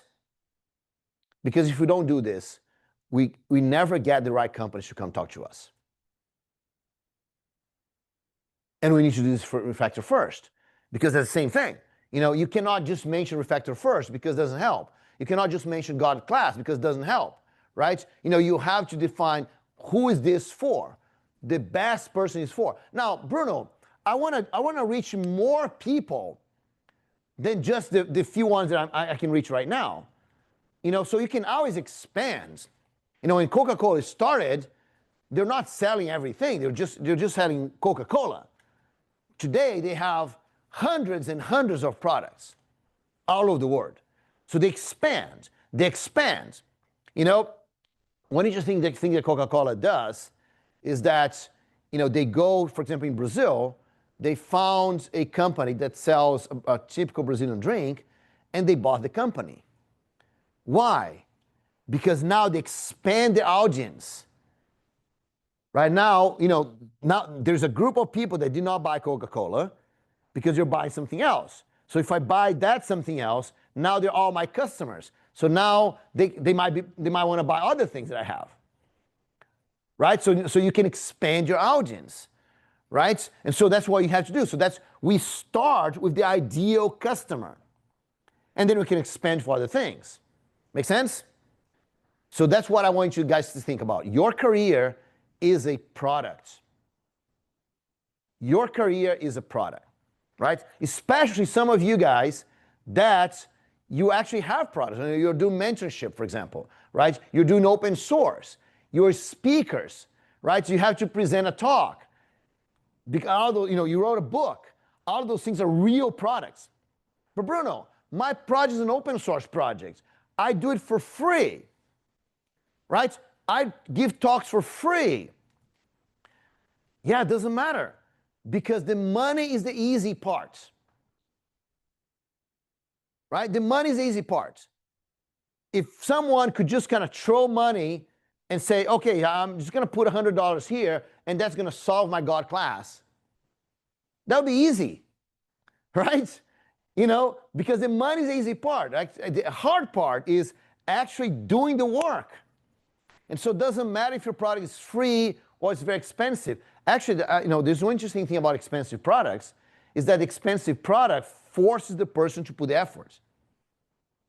You know, as a consultant, you guys are improving as a consultant, right? As a consultant, one of the best things you can do is charge lots of money.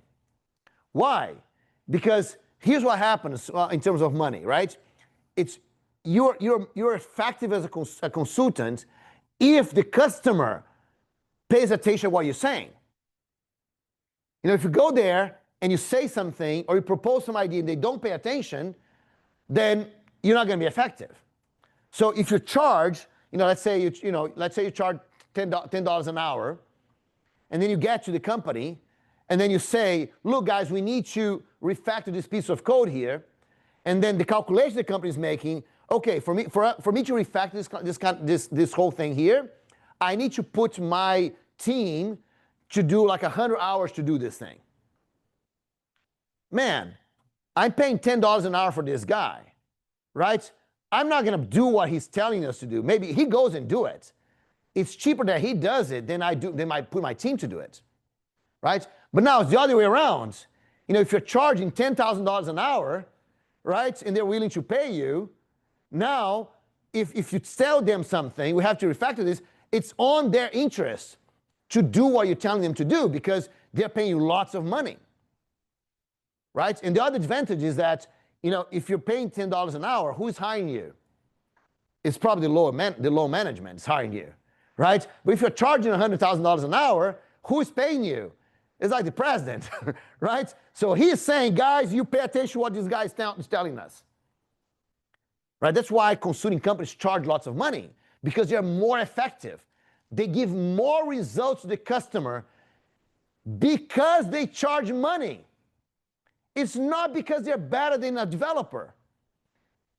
It's because they're willing to go to the top guy, sell at top things, and then you get the whole company to pay attention at it. Make sense? Money is a measure of attention. That's how you should be charging lots of money for as a developer too, because you know, because then people paying attention to what you're saying. Make sense? All right, so let's put this whole thing here together and do like a little exercise.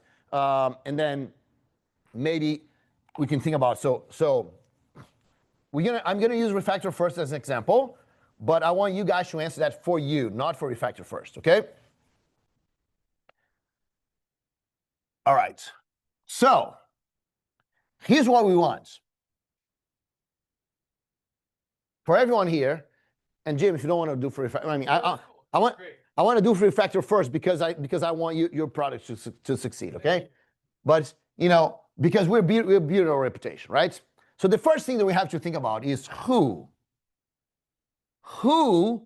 is my ideal customer? So I want you to write that down, right? I know you have paper. You guys are who is my ideal customer, right? Who is the person?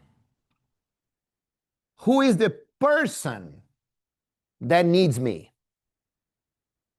That has a problem that I can solve. So it's not, oh, I know, I like big companies need me.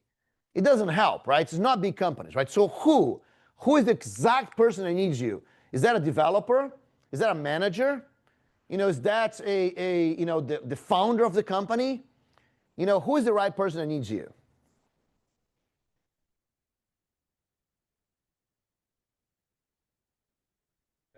You asking me? I'm asking everyone. I want you to write down. Right? So write it down on your computer, right? So who?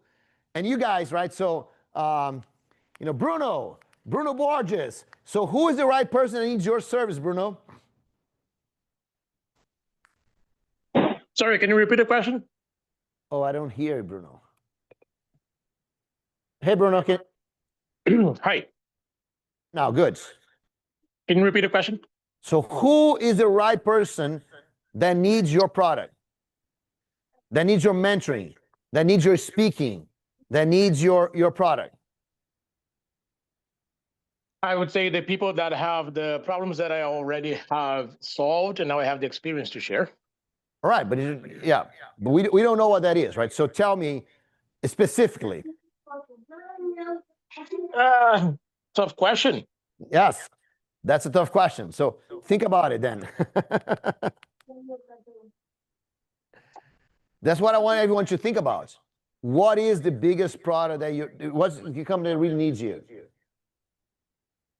Oh, Bruno is leaving, so you come back off lunch. That's okay, Bruno, no problem. I got the All wrong. right, we'll talk later. So Benjamin, Gelio, Mario, Thiago, Mark. Who's your ideal customer, Mark? Leticia, who's your ideal customer? I want you guys to think about.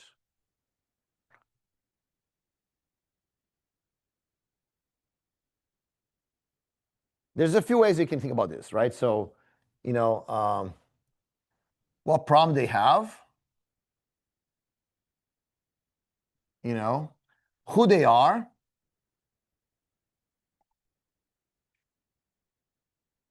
you know, for example, I love to work with developers. I love. You know, so for me, I love to work with you guys. That's why I travel. That's why I came here, you know, because I love to work with you guys. And so by knowing who you are, I can think about the problems that you have. Right? Another one that I like this a lot. Who can be your friends? I love this a lot. Why? Because here's what I learned in my career. If you do a business right, you get to meet people and turn them into your friends. Right? Business is about relationships. Exactly. That's why you said it here before, right? So that you said the improving looks for relationships, right? You know, and so for companies, a little harder to see friendship, but for us in our careers, it's about friendship. You know, Jim, I consider Jim a friend of mine. You know, I know his family. You know, we've had many interactions together. You know, we've gone out to have dinner. You know, to have dinner together. You know, I've met his kids. I met his wife. You know, you cannot tell this about everyone you know.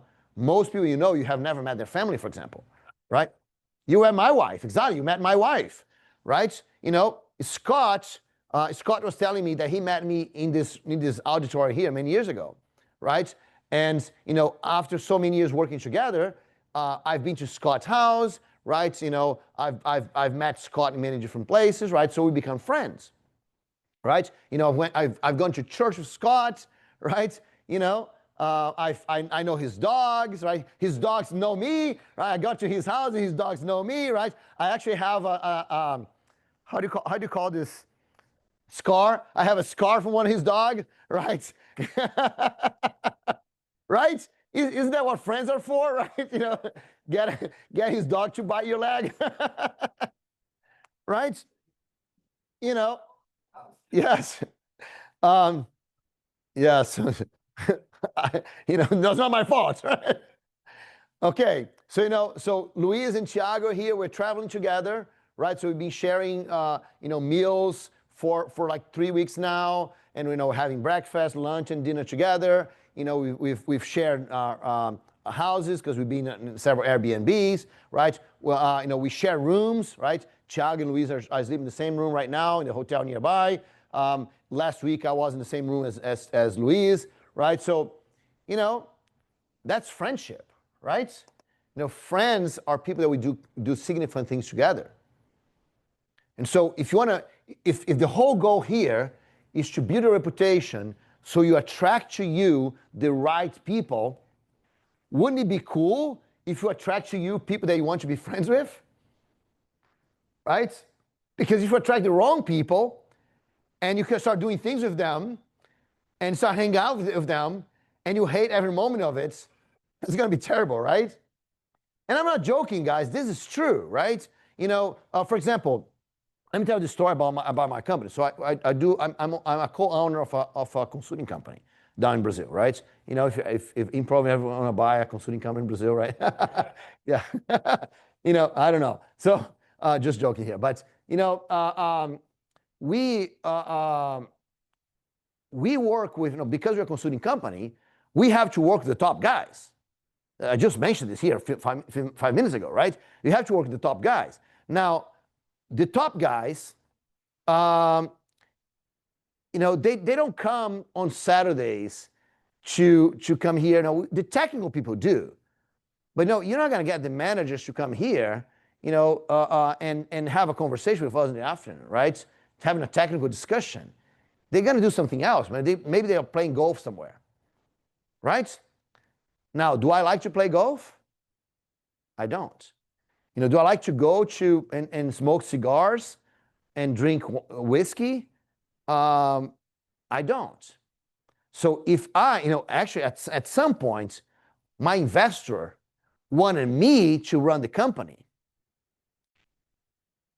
And he was trying to convince me by inviting me to go smoke cigars and drink whiskey with him. And I said, do you want me to do this? No way, because I'm not going to do this, right? So you got to find someone that wants to do this. You know, so if I had accepted that, either I would fail at it, be really bad and never go do it, so the company will not go forward, right? Or I would do it and hate every single moment of it, right? You know, my partner, that's the president of our company, he doesn't invite me to go to his house to talk to the customers because he knows I hate it, but he does it because those are his friends, not mine. Make sense? That's why I'm here with you guys, because you enjoy to be here, you know, eating pizza and you know, Rice Krispies, you know, right? That's what we want to do, right? Isn't it? Make sense? And drinking Dr. Pepper, this is an explosion, right? So drinking Dr. Pepper is strawberry flavored diet, you know, he's going to implode, right? Right? You know, that's different. It's different people, right? Makes sense? It's different people that want to be close with, right? And so think about, who do you want to be your friends? Because if you build a business that attracts your friends, man, you're going to be happy for the rest of your life. Make sense? I'm just going to use examples, guys. Who? I want you to hear from you. Who is those people for you? Come on, you have a face like I really want to say. Yeah, go ahead. Who do you think it is? I'm going to help you figure it out.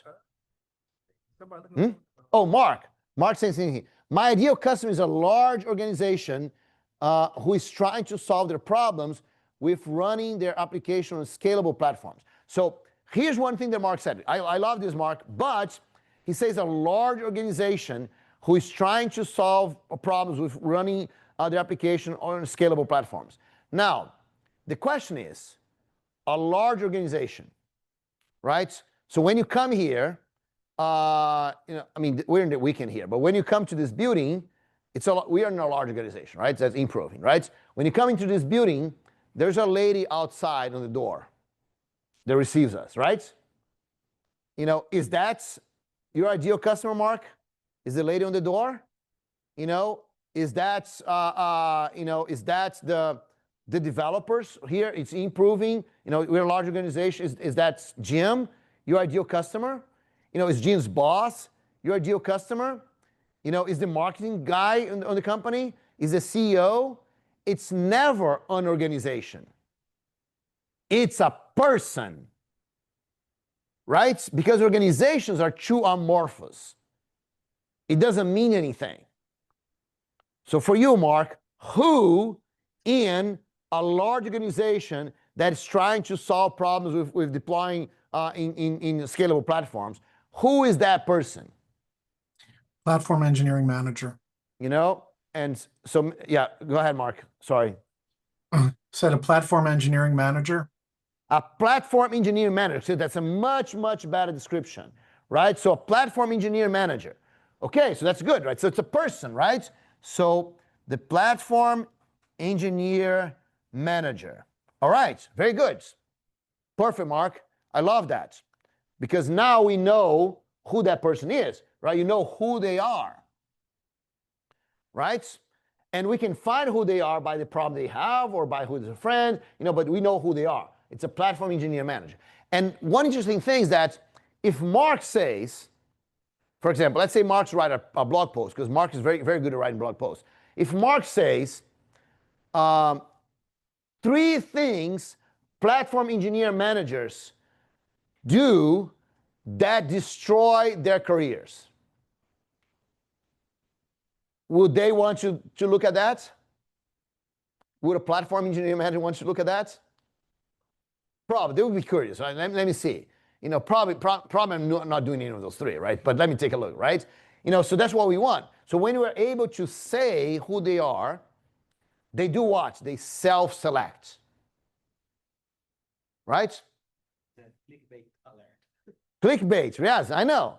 It's a clickbait, right? You know, I'm just kind of using a very, very obvious clickbait, right? But that's the thing. You know, why some things are clickbait?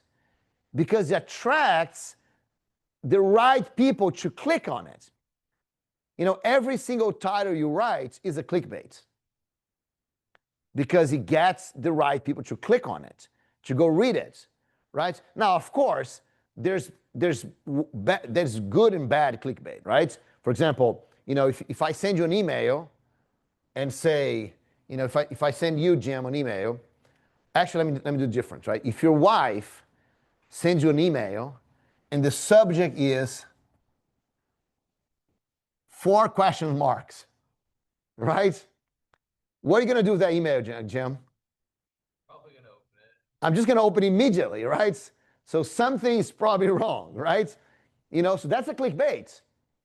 But it's a good clickbait. Your wife doesn't want to grab your attention, right? You know.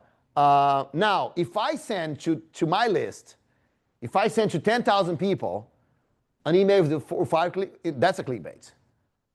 Because my emails are probably not that important that I should write something like this, right? You know. So, but when your title tells the person that this thing is for them, that's not clickbait. You're just helping them filter out what it is, right? But yes, I agree with you, Mark. Okay, so who else? Who else want to say who they are? Jim, who is the person that you want to attract for Refactor first? Developers. Okay, so let's say Java developers. Java developers. Any developer, the guy doing a mobile application, a server-side application, doesn't matter, right? So any technology, broad market, right? So the beginner developer, the senior developer, someone that's working in a big company, a small company, doesn't matter. Doesn't matter. They can certainly run it as how useful it would be. Okay, so we want the most useful possible. So who would be amazingly useful? Probably a developer who has joined a team Okay, a Java developer in a team. that owns or that maintains a large code base. Large code base. Okay, large code base. Okay, I like large code base, right? You know, if someone is in doubt because overwhelming code base. Oh man, I love that. I love strong words. I love strong words, right? Overwhelming code base. Lines where you look at it and go, what am I doing? Overwhelming code base, right? Okay, now we're going to the problem already, right? But that's good. Okay, so now notice how we went from any Java developer to a very specific Java developer, right? Can you see this much, if the person is a Java developer in a team with an overwhelming code base, man, this guy has the problems that Refactor First can solve. Make sense?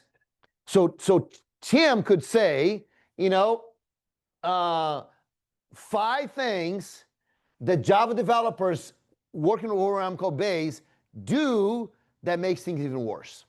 That's like another clickbait right there. Yeah. But now I can look at it and say, I am in an overwhelmed code base. For example, I'm not, me, Bruno, I'm not right now in an overwhelmed code base, right? I left, I'm not doing consulting job anymore. So all the code base, the things that I do for myself, for my 2 people company, right? So I'm not an overwhelmed code base. But Scott is, right? Jim is kind of pointing to Scott, right? So, but Scott is an overwhelmed code base, aren't you not, Scott? The only reason why his code base is not so overwhelming is because most of it he wrote. No, he did not. Okay. 1%. Oh, so I thought he had more. Okay, so he is an overwhelmed code base, right? Okay, so now is Scott the right person for you too? Yes. Make sense? Yeah, we work together on it. Okay, cool. So you use it. All right, good. So see, you use it, right? That's perfect. So that's what we want, right? And so now, but for you guys, the same thing. So for you just arrived here now. I know you had to leave. That's okay. But what we want to right now is that we want to who the person that needs you. Write it down. Get a piece of paper or computer, whatever, right? Write it down. Who is the person that needs you? Make sense? Your turn, sir. Sure, the who is. No, that's whatever you have. I have a problem solver, self-starter, innovative. Okay, problem solver, self-starter, innovator. But who? Is there developers that, who is exactly they are? A senior developer. A senior developer that's self-started, innovator. Yeah, there's looking like me. Oh, they're looking for a junior developer. Why? Are you a junior developer? But I asked you who had more than 10 years career and you raise your hands. So I work in education. Oh, you said working. You work in education. Oh, yeah. So I recently shifted to the website of things like maybe 5 years ago. So yeah. Wait. I'm just gonna quick parenthesis here, right? Seriously, because that's important. So how many years of career do you have? How many years that you work on things that you're professional? 2011. Right. So I started hardware, help desk. That's okay. So 2011. So we are now in 2015. So you have 15 years of career. Right. Okay. And you think you're a junior developer? Well, I made a switch. Okay. My job today, I don't care anything else that I do, but I want to change your life today. Okay. Okay? All right? So we're going to work a lot on this today, right? But you're not a junior developer. Okay. You're not a junior. You're not a junior. Right? Do you know someone that just left university? Like last year? Yeah. You know someone, right? What's the name of that person? Roderick. Okay, Roderick left university last year, right? So Roderick is right now, he's learning how to answer the phone. He's learning how to be responsible. He's learning how to use a calendar. He's learning how to solve problems. That's a junior developer. Right? That's not you. Make sense? Okay, then we're going to talk about how to do career transition. Actually, I wrote an email this week, if someone read it, that I say, you read that email? I say, there's no such thing as career transition. It doesn't exist, right? And then, but anyway, okay, so that's, all right, how about you, sir? What's your ideal customer? Solution architect by training. You're what? Solution architect. Solution architect. Okay, cool.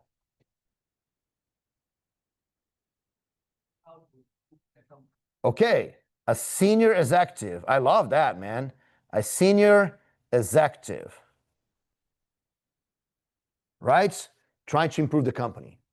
you know, because that's what a senior executive focus on, right? He has to be solving the whole problem of the company, right? How about you, sir? What's your ideal person, ideal customer? I would say I'm a product-led engineer, so my ideal customers, companies that are building products. No, it's not companies, it's a person. Who in the company? The executive, The what? the management. The management. The management of the team, right? So the person responsible for the product, like the product owner, for example, the product owner. Okay, the product owner. Okay, the product owner. All right. Okay. Anyone else? You want to say yours, Scott? Mid-level developer who is looking to become a tech lead. Okay. This guy. Who? This guy. This guy right here, right? Yes. Okay. All right. A mid-level developer that wants to become a tech lead. Right? Okay. Make sense? Now, the best thing you guys can do is think about someone in that situation. So I'm gonna go to Jim again. So Jim, give me a name of someone that you know that's a Java developer in a team working over a Helm code base. Scott. All right. Scott. Okay. Not this Scott, right? So just a generic Scott, right? It's some Scott. Yeah, some Scott, right? You know, that's what we want. I want for all of you guys to think about someone that fits that. A persona. You know, we in marketing, we call this an avatar. Avatar. You know, not the martial arts avatar, but the avatar. What? Big tall blue guy. Big tall blue guy, right? Yes.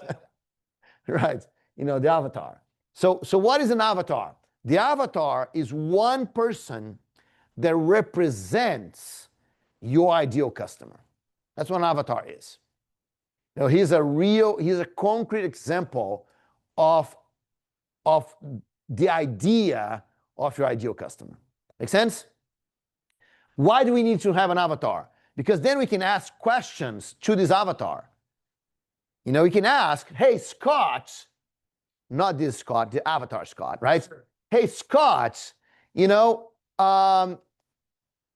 what is your biggest problem? You know, what's the biggest pain that you have? And it's actually useful to call someone and ask them for real. So if I ask Scott, right now, what is your biggest pain that you have in your projects? Not necessarily related to refactoring, right? So what is the biggest pain that you're going through right now in your company, in your project? Too many bugs that are just, I can't keep on top of all. Okay, good. So too many bugs, right? Too many bugs. Another problem, another thing that you're going through every day that really bothers you. Code is very hard to understand. Okay. So it's hard to track down. All right. Hard to understand. Okay. Now, notice what Scott said. I'm actually making a mistake here because I'm kind of summarize what he said, right? We don't want to summarize. We want to, you know, and because I'm looking at him, I can see his face like very hard, right? So, you know, it's very hard, right? Very hard to understand. Okay. What else? One more problem, but that doesn't have anything to do with refactoring. Just kind of a more about the company, about your job. I'm the only one working on it, so I have no one to bounce ideas on. Okay, no one to bounce ideas for, right? No one to bounce ideas for, right? Notice it's interesting that in a team, right? You didn't have to be in a team. I'm just showing that we know his ideal customer, and he's not in a team. So the in a team may not be the most important thing, right? You know, the overwhelming code base might be more important than a team, for example, right? You see? So now, why we know, because we're having Scott here as an example, right? So you can ask questions, and you can do the same. You can get a friend of yours. You know, you can get a friend of yours as a platform engineer. You can get a friend of yours as a senior executive, maybe a previous customer, for example. You know, you can have a friend of yours as a product owner. You know, you can have those things, right? But now, this is on their words. It's not about what you want to talk about. It's their specific words. Because it's what's in their minds. You know what we call this here? We call this the top of mind problem.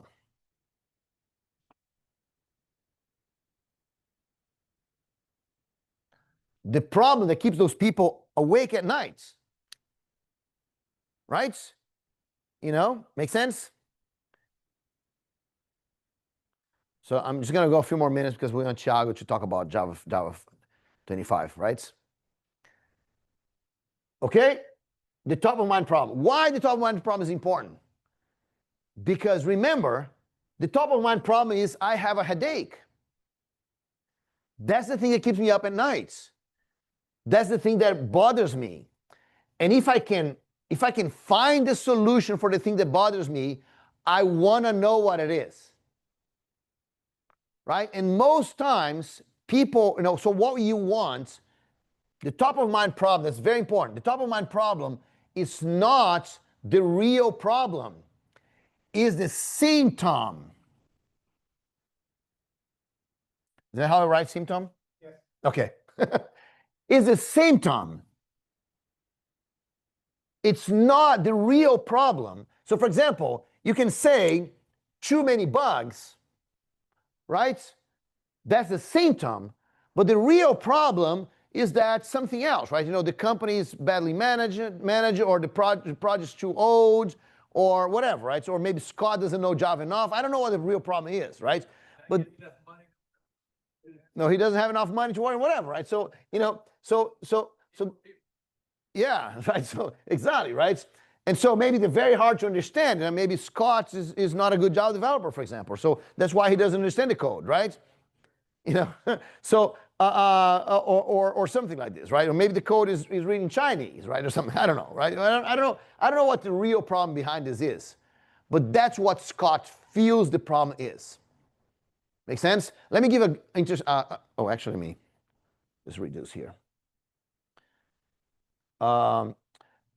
Let me give an example, a real example from my business. So when people come to me, talk about career, right? They have some very specific issues. For example, many people say, oh, for me to get a good job, you know, for me to get a good job, that's what I want. I want to get a good job. I need to do interviews, right? And I need to do leech code. And I call leech code, right? It's not leech code. Leech code because it sucks your life, right? Yeah, you know. So that is their pain. I don't teach them how to do leech code. But that's their pain. So if I tell people, hey, are you tired of doing interviews that don't take you anywhere? Are you tired to have to do leech code? Come talk to me because I'm going to teach you how to solve that. Right? Now, what is my solution? I'm just going to tell you guys what my solution is because my solution is very simple. You know, my solution is share. If you share your knowledge, that's what I say, right? If you share what you know, other people know what you know, and when they need what you know, they call you and not someone else. So if you want to get a good job, you have to be the guy that gets the phone call, right? And for you to get the phone call, you need to build a reputation, and how to build a reputation? By sharing your knowledge. So my solution is share. But here's what happens if I talk about my solution. If I come to developers and say, hey, you know what? The best thing you could do is share your knowledge. Which developer wants that? No one. Right? Maybe the ones already sharing, they don't need me because they're already doing it. Right? So the developer that's not sharing, they don't want to share. They're afraid. They think it's worthless. A good example is one of the best speakers that I know is a guy named Ed Suyanaga. Top speaker. One of the best speakers that I know. When I met Ed Suyanaga, he thought that sharing knowledge was a waste of time. Yeah. Right? So here's the thing. If at that time I had told him, oh, come work with me because I'm going to show you how to share knowledge, he would say, get away from me. I don't want anything to do with you. That's a waste of time. But I did tell him, come share. I talked to him about the problem that he had. I want a good job. I want a good salary. Make sense? That's why we need to talk about the top of mind problem, because we need to talk about the symptoms. And most important than that, on their words, we're going to use the way they speak. Make sense? Because you have to resonate with what they want. So do you want to have a great job? Do you want to sell your product for a lot of money for those people here? You have to know what they think. You have to understand what they're having problems with. You have to understand more than that, you have to understand who they are. So for example, if I want to meet a bunch of professional Java developers with over 10 years of career, where do I go? Java 1's a good place. What else? Well, yeah, LinkedIn has everyone, so it doesn't matter. Where do I go physically? If I want to go and be in a room full of developers with over 10 years of career, where should I go? Java user groups. Maybe I should go to the Houston Java user group. I don't know. I don't know what these guys are, right? I heard of them, right? Make sense? I go where Java developer, not Java, but professional developers with over 10 years of career are. Make sense?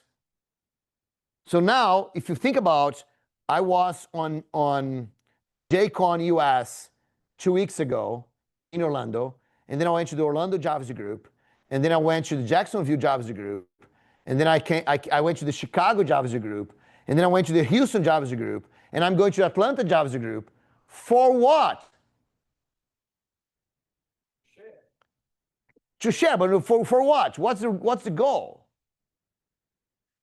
No, I just said, what's the goal? Who I'm going to meet in those places? Not exactly. Those are the places where I'm going to meet developers with over 10 years of career. Make sense? So I physically go where they are. Why? Because if I tell them, hey, come here, see me in Brazil, they're not coming. Right? They could come online, right? So Leticia is here. She's from Brazil, so she's here, right? Bruno is in Canada, so So you could come online, right? But if you want to go and meet, so here's the question: where do platform engineer managers go meet? Where do they go physically? Where senior executives? That's from all the groups here. This is the hardest one. So where do they meet? There are some golf calls. They meet. Well, they do have some conference. Yes, they do have some conference. Do you go to those conferences? Yeah, when the company sponsors. Yeah. No. Look, when the company sponsors, it's not you anymore. It's the company, right? Right. So it's your career, right? So if those guys go to certain conferences, you gotta be there. You know what? You know more what you need to be? You need to be a speaker in that conference. Make sense? because you have to meet them. And if you just come to a conference, you know, think about you guys here, right? It's a small group that we have here, right? But if you just come here, who are you listening to? To me, right? Now, you know, if he was a senior executive, let's see if I'm coming to it. If he was a senior executive and you are here, you don't know he's a senior executive. And worst of all, he doesn't know you. But if I'm right here and he's a senior executive, he knows me, right? Because I'm here, I'm speaking, I'm sharing. So you got to be what those people are. Make sense? That's our goal. Why? Because every single company that wants to sell something to someone, they go where the customers are. More about career change, right? This is more about career change. When you have, for the different companies, whatever, but if you are you belong to the same company, one state company, like myself, I have to give the company so long. Yeah. So how long are you in your company? Over 30 years. So that's impressive, right? I mean, so I don't think that's only for career change, you know, because inside your company, so do the senior executives of your company come talk to you? They do. That's good, right? I would like, as a speaker, I stand up in front of all the other executives, you know, unless it's a board meeting or whatever. So Yes, in your company you do that, right? Yeah, you come to all the senior executives, right? So you do that, right? So, you know, so then you know those people, right? And so here's one. So here's one thing for you, specific for you. There are many computer laws, right? You know, there's Moore's law, and the best one of all, Murphy's law, right? You know, there's one that I personally like a lot. It's called Joy's law. Joy's law, it's after Bill Joy. Bill Joy is the founder of Sun Microsystems, right? More than that, he was the guy that co-wrote the first Java specification, right? So Bill Joy is a very important person for us, right? So Joy's law says something like this, right? It's actually not a software development law. It's more like a management law. And he says the following. He says that no matter who you are, the smart people never work for you. Because over there is bigger than over here. Right? You know, so there's more smart people outside of your company than inside your company. So the smart people is always outside.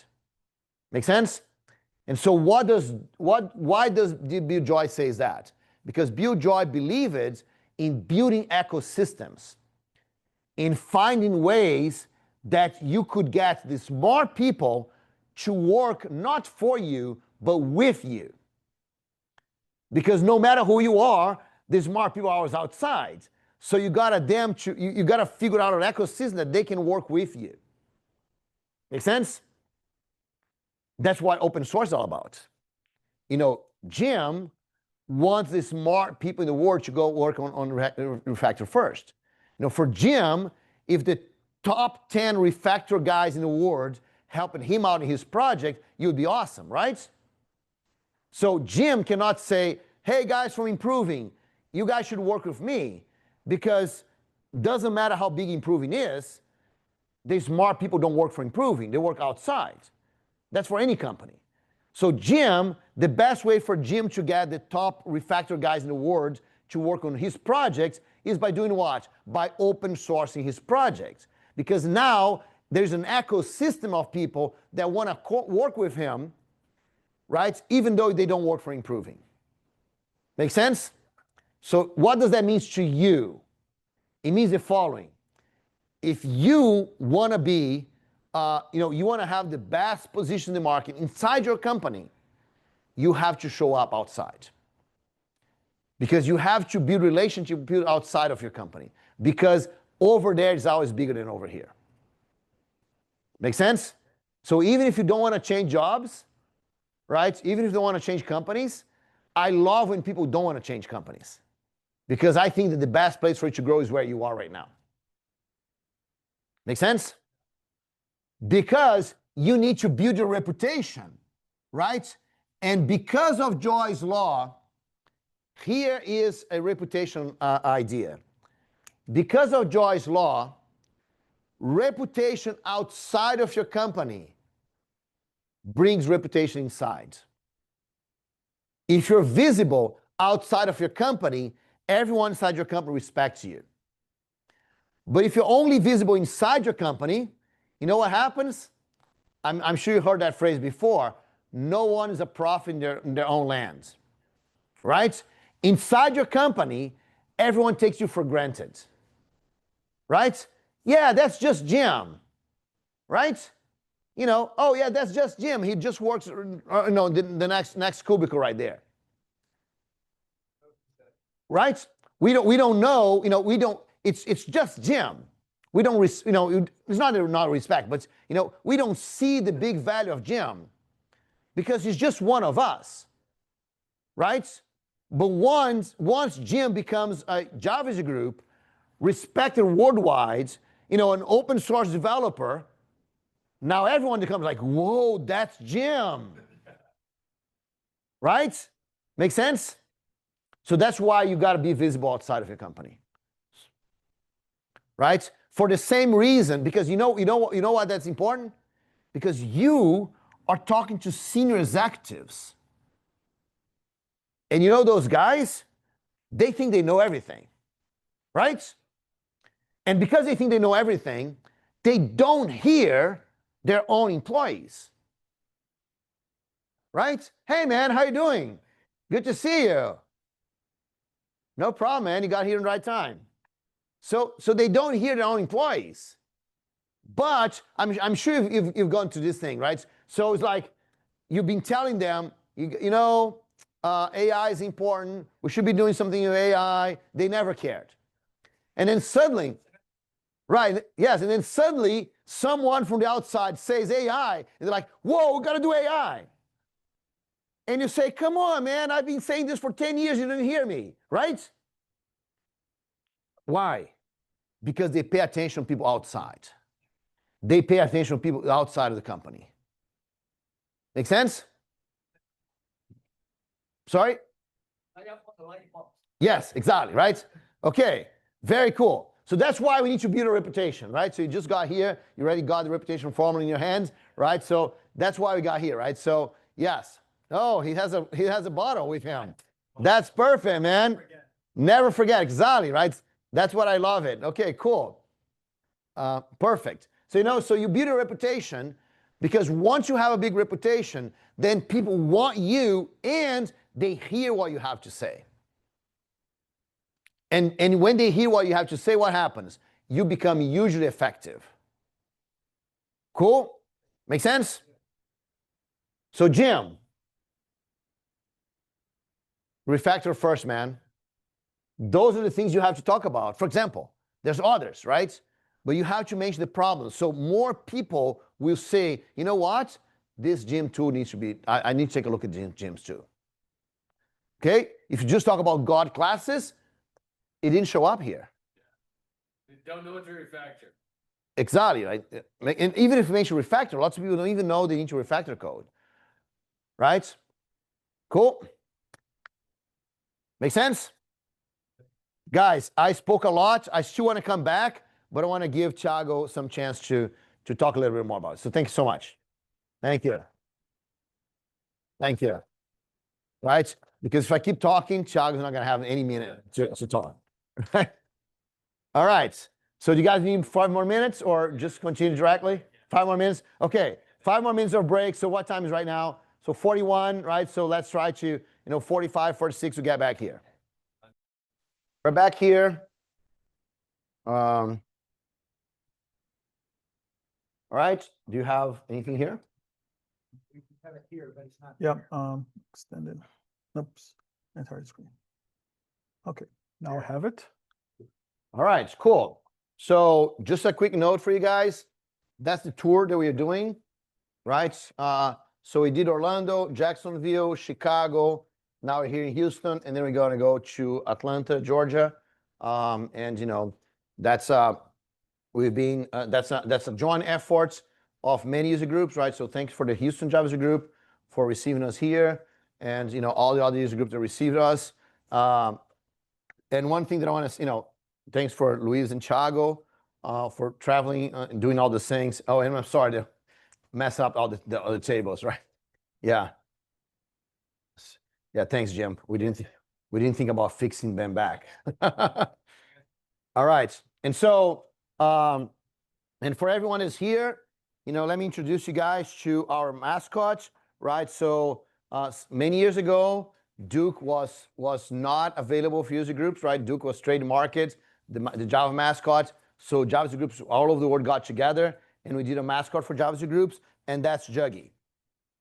Hey guys, how you doing? So Juggy is the Java finch. That's me right here. And Juggy, sorry? Hey Scott, good to see you, man. And where's Jim? I heard his name all the time. He's not here. Jim, where are you, man? All right, so Juggy is the mascot for Java. Jim, there you are, man. Good to see you. I miss you, man. So we have here, right? So Luiz already spoke. He's a Java group leader in SouJava. I'm a Java group leader in SouJava. I also help out of the worldwide Java groups community.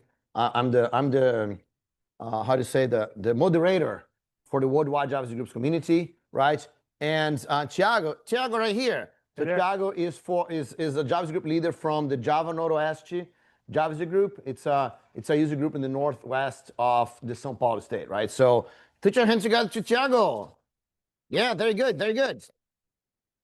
And so I'm just gonna, while Thiago is speaking, I'm just gonna pass around. I'm gonna give you guys a sticker for Juggy, right? And so and you know, so you guys can put Juggy in your computer. Yes, remember me because he gets forget me all the time. Okay, so thanks very much, guys. Thank you. So thank you. All right, go ahead, Thiago. Sure. Get back to. So microphone.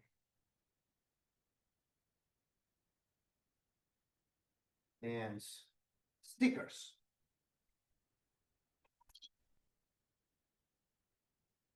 Okay, so here we are. Before you guys are online, we've got Juggy stickers here. Yeah, unfortunately, guys, you won't get those stickers. They won't get those stickers, unfortunately. Yeah.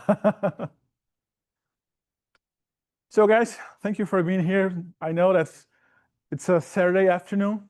Most of you guys have family, have kids, and you would have been spending with your family, and like being here on a Saturday afternoon, like donating your time for like learning, for like improving your career. This is something that that is awesome. There's something that Bruno used to say, actually, and he says a lot, and that's really important, which is like take action. Like everything that you want to do, all the reputation, you need to take action. And you guys are doing that because you are here. So you are guys taking action, learning new things, doing networking. So this one, I would first start, clap your hands for you guys for being here on a Saturday afternoon. Yeah. So it's so important you guys are here that we did a special Juggy sticker. That's this here, Juggy flying. That the goal was to give to Java group leaders, right? But since this is like the last stop, right? So we only have Atlanta now. Every one of you guys is gonna get a sticker that's for Java group leaders. Okay. That's cool. Okay. Thank you. Cool. That's nice, guys. Thanks for having us here today. And today I'd like to talk a little bit about something that has just been released. Like it was on September 16th. So we got Java 2025. So today I'm gonna go around and talk a little bit of the changes that we have in Java 24 and how you can apply this on your jobs on real world. Yeah. So I just add in a nice structure, just talking about what is new, what is really serious, and some fun stuff about Java 25 that I'd like to share with you guys today. And I always like to start with one thing, which is, okay, so it seems my, yeah, it seems like my Doesn't work. is not working. No problem. Okay, there we go. So yeah, one thing that I think most of us have been like seeing around the internet for the past, like, I don't know how many years already, that Java is dead. Yeah. Yeah. I think we've been to the funeral so many times. Yeah, I just got some things that happened actually in the past 10 to 20 years that people start saying that Java will be dead because of those. Yeah. In 2009, Oracle acquired Sun. Don't know if you guys remember. And most of the people say, okay, so Oracle is not an open source thing, so yeah, Java is dead. Yeah. And then on 29, also we had Node.js release. Oh, JavaScript is the future, so Java is dead. Again, in 2014, we got .NET Core, which is the open source .NET version that Microsoft has opened. So okay, now .NET is open source, so Java is dead. And of course, in 2016, Kotlin was released, and Google announced that Kotlin will be the default language for Android. And then what people said? Java is dead again. Yeah. But here's the thing, guys. In 2025, Java is still used for 90% of Forbes 500 companies, which means that the possibility, the chances of you getting hired by a company which uses Java, so it's quite high. And this is not me saying, this is a Tech Republic research that says that, okay? And I don't know if you guys have ever heard of TIOB index, which measures popularity between languages, programming languages. And even after 24 years, it started in 2001, even after 24 years already, so Java is still top 4. So nowadays, it's just behind Python, C++, and C. Actually, behind Python now. Oh, it's behind Python now. Okay. Oh, that's cool. This one I updated last month. That's good to say. So yeah, so we are still on top 4, and why? Because we got the AI hype. So Python became popular because of the AI. Also, C++ and C came back because of AI. So, but we're still very popular. And Java was like top 1 for like 10 years straight, I guess. Okay. So this is the thing, guys. This year, actually, at Java 1, so don't know if you guys know this guy is Paul Baker, software engineer from Netflix. So he said that everything on Netflix runs on Java. And then our guy here, Bruno, just reposted that on Twitter, and this guy got over 1 million views and a lot of comments, like either good or bad comments, of course. But yeah, and actually this is a huge thing. So if that means being dead, so guys, what the heck? Yeah. So yeah, so Java is being like a very robust language even nowadays, and Java keeps evolving. So is that anything that Java is not? It's not dead at all. It's alive and actually is really, really strong. But of course, we want to talk about features, yeah, because as we discussed, Java is evolving quite fast. Now we get releases every 6 months, and now we get a new long-term release every 4 years, 3 to 4 years. So we're getting evolved quite fast. I don't know if you guys remember, but in the past, from Java 6 to Java 7 took like a long journey, yeah. And now it's like quite frequently. So what is cool about this? So what do we know? Java 25 is an LTS version. It's a long-term supported version, which means that if you adopt Java 25, you'll have a long way of support. It will be probably at least 10 years. So we know that at least until 2035, it should be supported. I think that most of you guys already know that Java 8 is still supported by Oracle, and Java 8 was an LTS release as well. We had Java 8, Java 11, 17, and 21, which was also LTS, and all of those are still supported. So like upgrading to Java 25 means that you are on track for a really long-term support. So you are safe ground.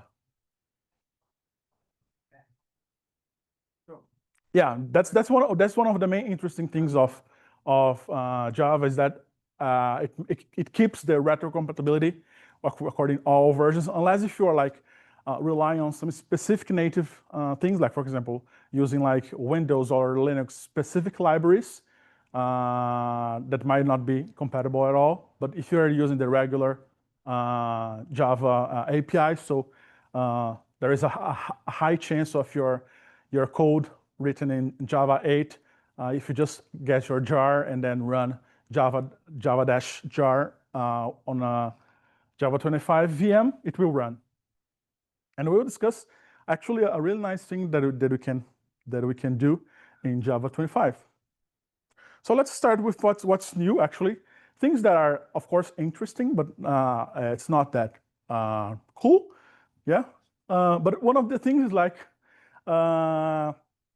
Java is ending the support for 32 x86 bits processors. So AMD and Intel old processors, x32 bits, are no longer supported. This is actually a huge news because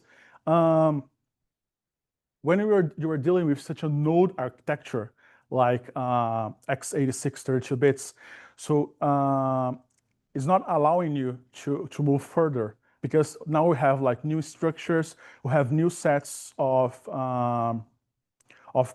capabilities in our modern processors that we don't have. So if you have to keep both of them, so it's quite hard to make sure that we are compatible with like the new stuff and the old stuff. So it will allow Java to go even further now that it doesn't need to be compatible with old processors, which means that we can now fully adopt all the new features of the new processors. Yeah.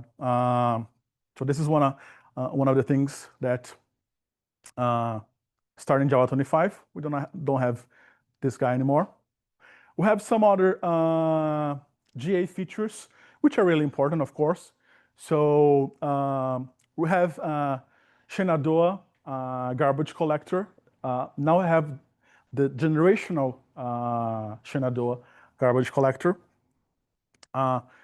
I don't know if you guys, but actually Java has like a lot of garbage collectors available. Some of them are paid. You have to pay specific for some VMs that are some proprietary for some companies, but have a lot of open source ones, which is like available on OpenJDK.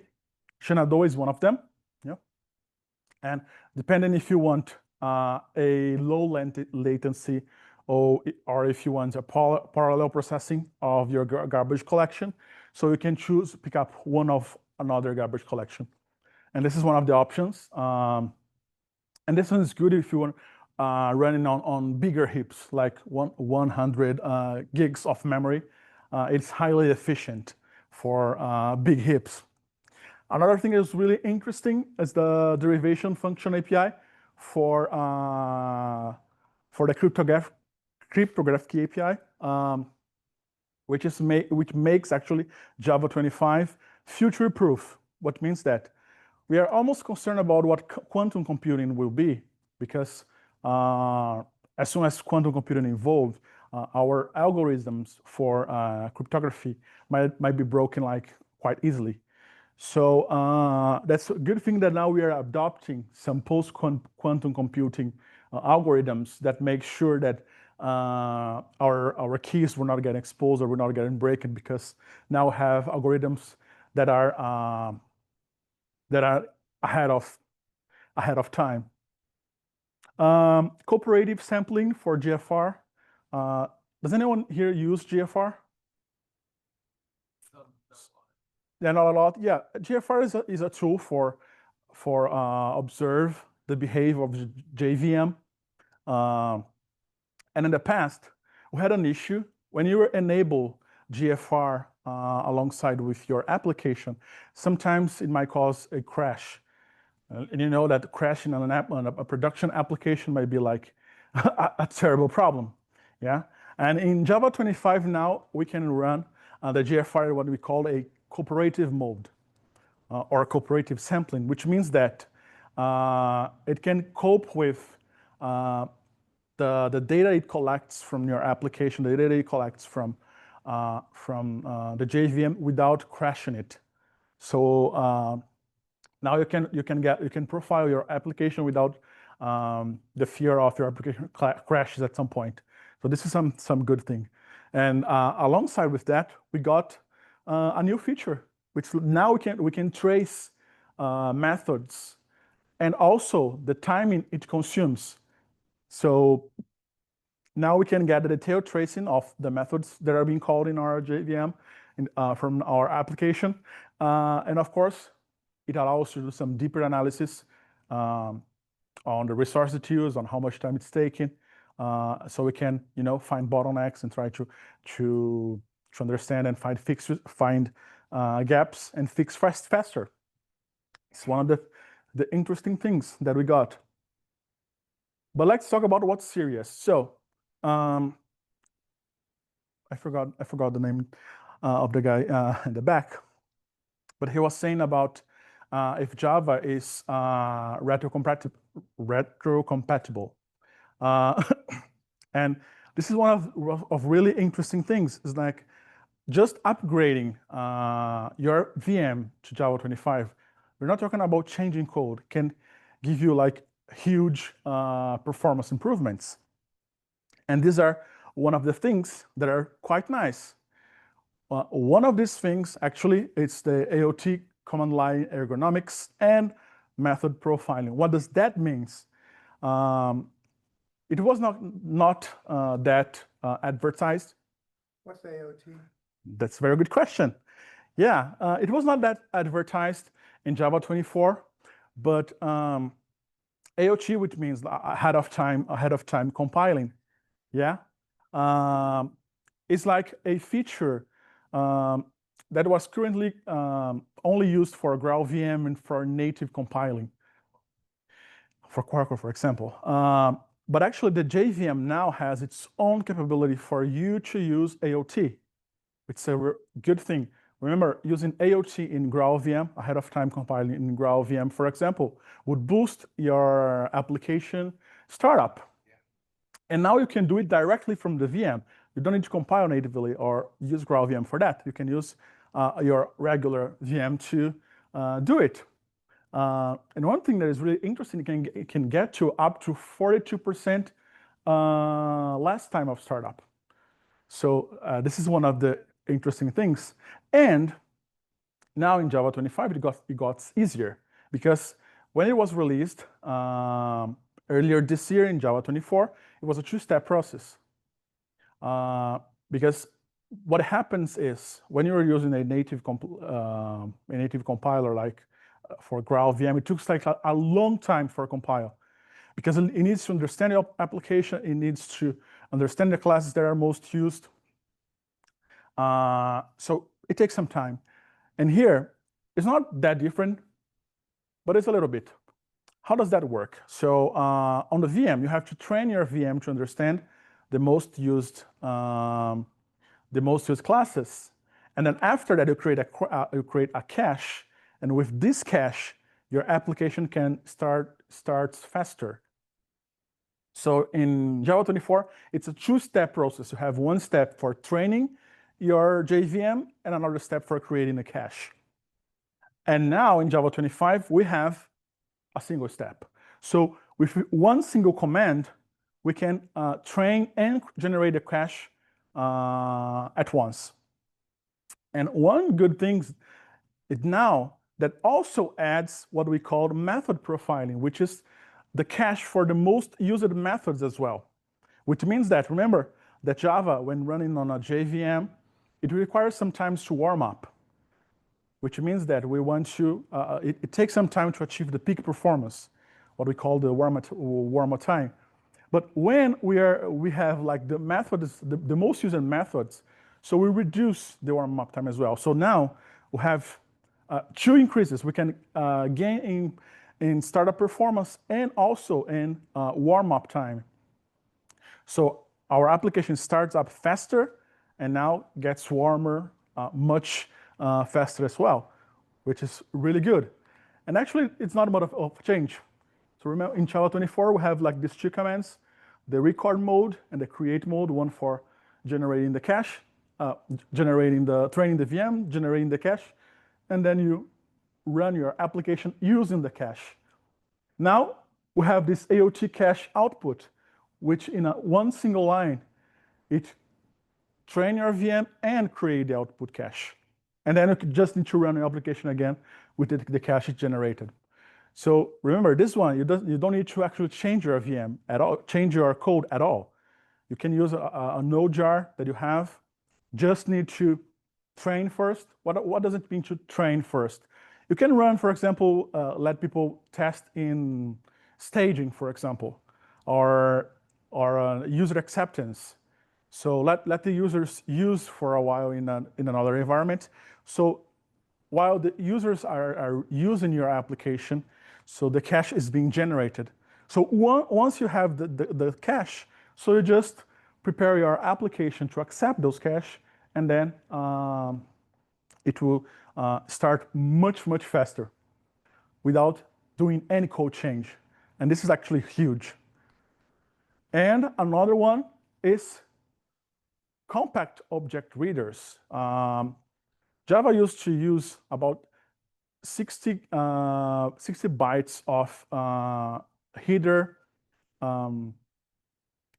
The problem is like most of this space is not actually used in not to use it in total. Yeah. So most of the space were being like unused. So now we reduced from 16 bytes to only 6 bytes.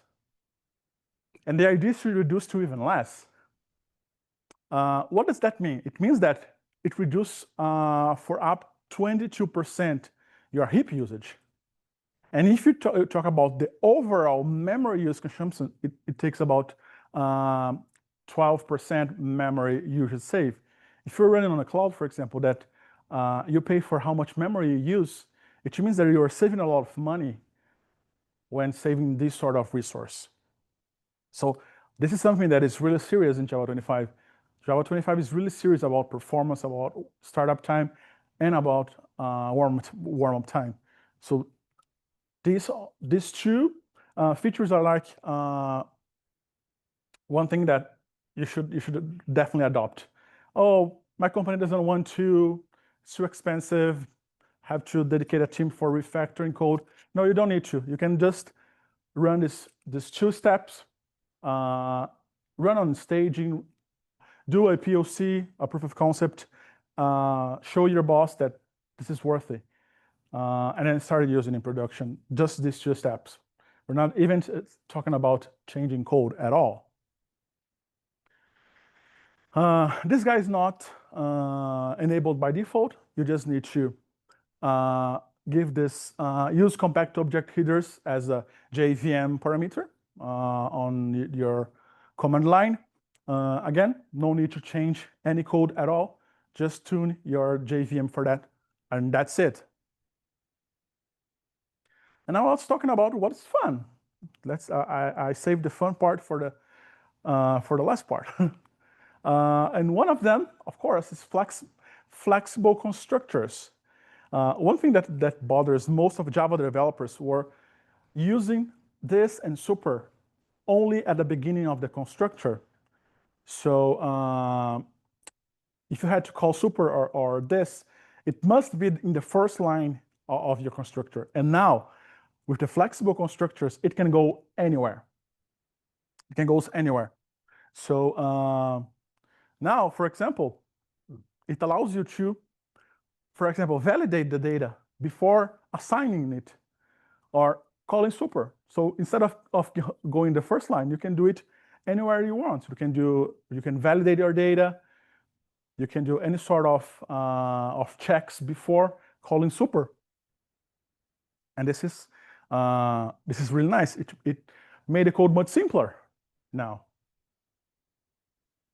Another thing that is really fun, it's import module. In Java 9, so they have this this huge thing which was like making Java modular, so you can only use whatever, only what is needed for running your application. But you really need that guy called module info Java. You have to define that, and in that you say that what sort of classes you have to import, export, and of course the transitions between. But that actually was not that much useful when you want to use the module itself. And now in Java 25, we can actually import those modules with just a single line of import. And the good thing is like Java already has like a huge set of modules ready for it. Of course, you can use to import the modules you create using module info. It respects the imports, the exports, the transitive dependencies, which means that you are only importing what is really needed. You're not importing anything else. Is it like a bigger picture of packages or? Yeah, it will be like in a bigger picture, yes. So what that means? Remember, for using, for example, array lists or files, so we have to import individually each classes. Yeah. Now you can just use import module. And the name of the module, it has like basically all of them already, which is java.base. We have java.sql, we have java.io. We have a lot of pre-built modules that you can use. You can have your own modules. But your application has to be using modules to take advantage of this, right? If your application is not modularized, you can use Java built one, yes. But if you want to make your application more modular and take advantage as well on the classes on your application, you have to define the module info, and then the module info have the module name, and then you can use it right here. Okay. And of course, this one is one of them. Yep. I have a print.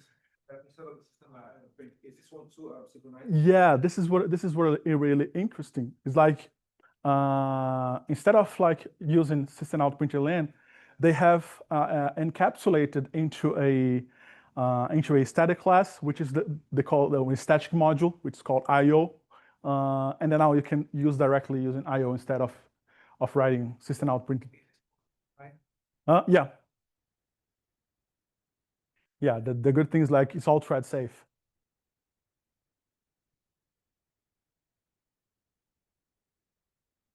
And of course, this one was, I would say, the most interesting feature in Java 25 is compact source files. Remember that, like, especially for learners, for beginners, like introducing Java language was kind of hard because you have to introduce first object-oriented programming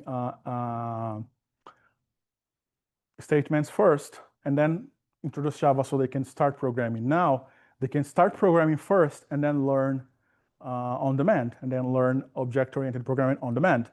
The good thing is like you don't need to encapsulate void main in a class anymore. You can use void main directly, which is really nice if you want to write, for example, scripts like quick scripts or single file applications. This is really nice. And the good thing is that for this guy, you don't need to even compile. You don't need to call Java-C. You can call Java directly on a Java file. You don't even need to compile this. So if you create a file called myfile.java, you can just use Java myfile. No JDK. And this is one. No. JDK, but no one. No, you don't need it. You don't need it to have a JDK. It's just the JVM. Yeah, you don't need you just need the jar RE. That's what you need for running this guy. So if you don't have the JDK, you can run. You have the virtual machine, you can run directly. The Java virtual machine will take care of the interpreting the file. That's pretty cool. And it's quite simple. So now this is what the thing. You just need the void main here. It can accept or not arguments. Okay. And of course, you can use like you do, for example, in any structured programming. So for example, you can call global variables outside. You can create methods outside, and then you can call inside main, just like you would do, for example,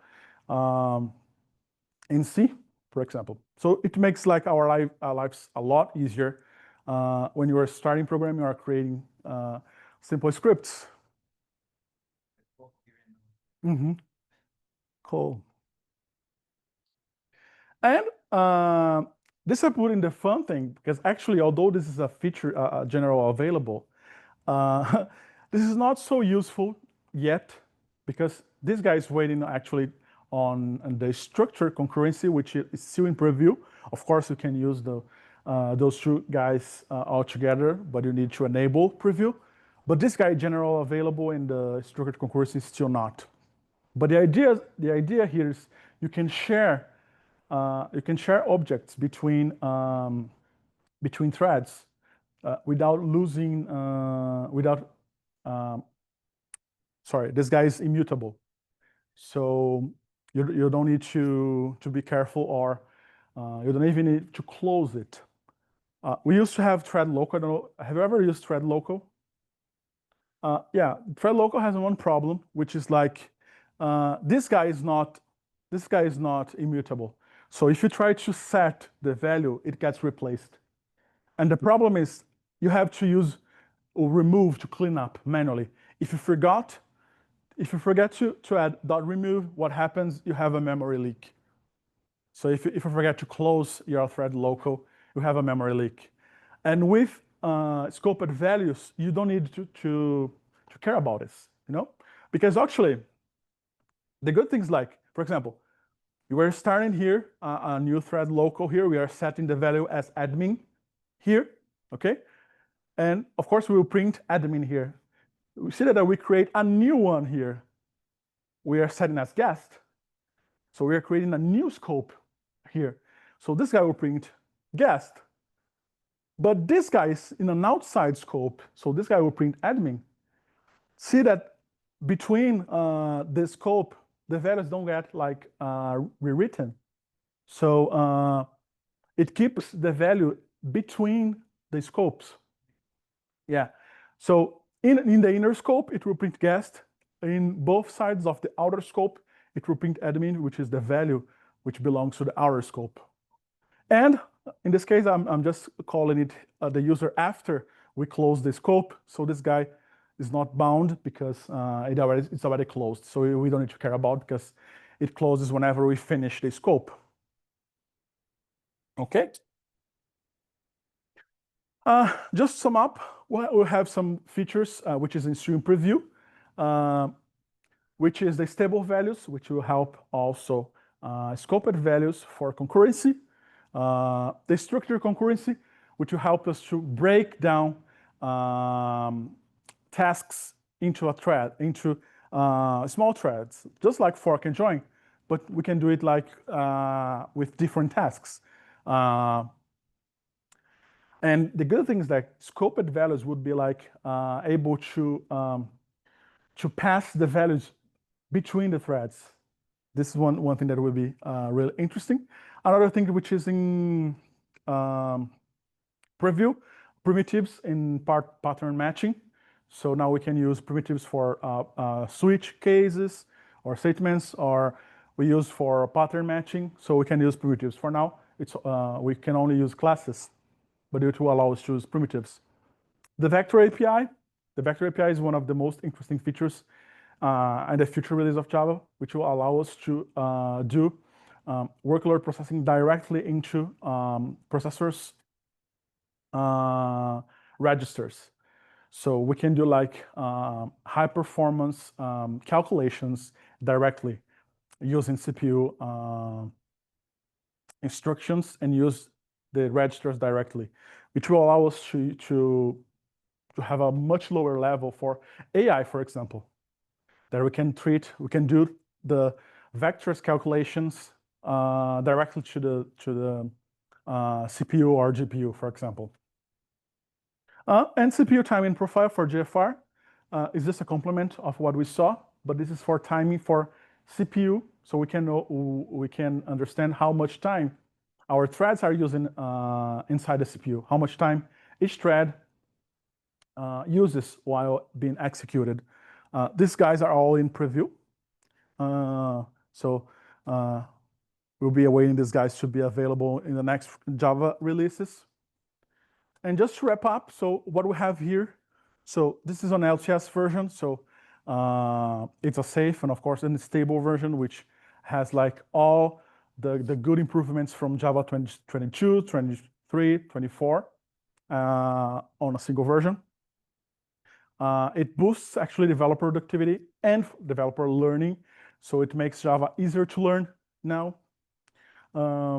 It makes concurrency safer with scoped values, that now that we can reuse values between threads without the worrying about being rewritten. Improvements for observability, that we have now new features for monitoring methods. And of course, the platform itself become cleaner because of we are removing x86 support. If you guys want to read the full blog post that I wrote about this, I had this guy. It has all the examples that I mentioned, so you can just copy and paste your favorite IDE and do your tests your own. Besides, I'm going into a much deeper detail of the other features as well, so you guys can. Yeah, actually, I think the slides I put the link for these slides on the bottom of the post as well. And besides that, thank you guys for coming. So if you want to follow me on Twitter, LinkedIn, so this is my links. And thank you.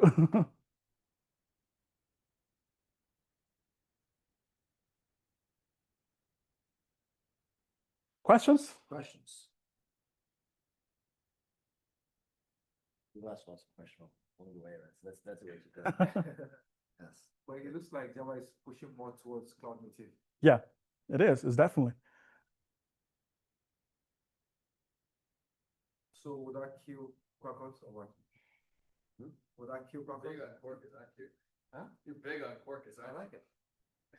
Why would you kill Quarkus? Because it's doing the same thing Quarkus is doing. No, actually, it improves Quarkus actually. Just the VM. Okay. Yeah, Okay. it will improve actually Quarkus. Actually, improve any application that requires heavy classes, for example, Spring Boot or Quarkus itself. So it's really good actually. Excellent.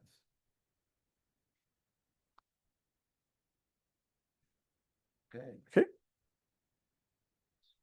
Thank you. Ask who's using what? That's a good question. Oh, that's a very good question. Who's using actually Java 8 here? 8? Yeah. Anyone? You're using 8? Absolutely. Really? And Java 11? Java 17? Oh, okay. And Java 21st? Cool. 22. 22. Cool. I need to move to 25. But now it's a problem to keep the pace. I mean, it's difficult. Yeah, I know. Actually, there is a really nice, I posted a link actually in my blog post as well. There is a really nice article that Bruno Borges, which was on the call, written. He has on a repository for helping you migrate from Java, whichever version you are, to Java 25. And also, there is a plugin in VS Code, which call app modernization, which helps you do the same migration from Java 11 to Java 25. It helps you even refactoring, yeah, some code on that. So it's a good thing that you can look at.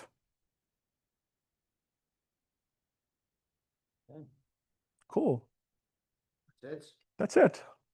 Very nice. I think the stage is all yours, Bruno. Thank you. Nice. What I want to do really quick here, just so we can finish, is go around of issues that you're going through in your career right now, and we can just kind of have a conversation. I already know what this guy is going through, then I need to solve his problem right there, right? I'm gonna move to the board again because I like to write, but you guys don't need to move. If you want to move the tables a little bit, but you don't have to. And let me see. Let me get whoever's online here too. So I can. All right, so let me just kind of leave it here. You guys online can still hear me, right?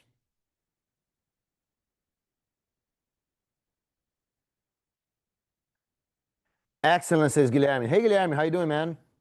Awesome. I'm fine. Hey, Guilherme's here. So, and Mark is here in Houston. So, Mark, we got to figure out a way. We're going to be here till Monday. Actually, not till Monday. Those guys travel Monday like 7 o'clock in the morning, right? Yeah, so, but maybe you can see either tonight, Mark, or tomorrow, Sunday, can find a time that we can meet, right? Yeah, sure, whatever. Okay. You mind if I use your space right there? Yeah. Okay, good. All right. So I think you're too much Zoom. The camera doesn't even know that's me. All right, good. Okay, it works, right? That's a beautiful camera that follows me around, right? Look at this. Yeah. Yeah. All right, good. Okay. CC, right? They are, right? Not you. Okay, so Mark, let's see if we can find a time to meet, tomorrow or Sunday, or I don't know, today or tomorrow's Sunday.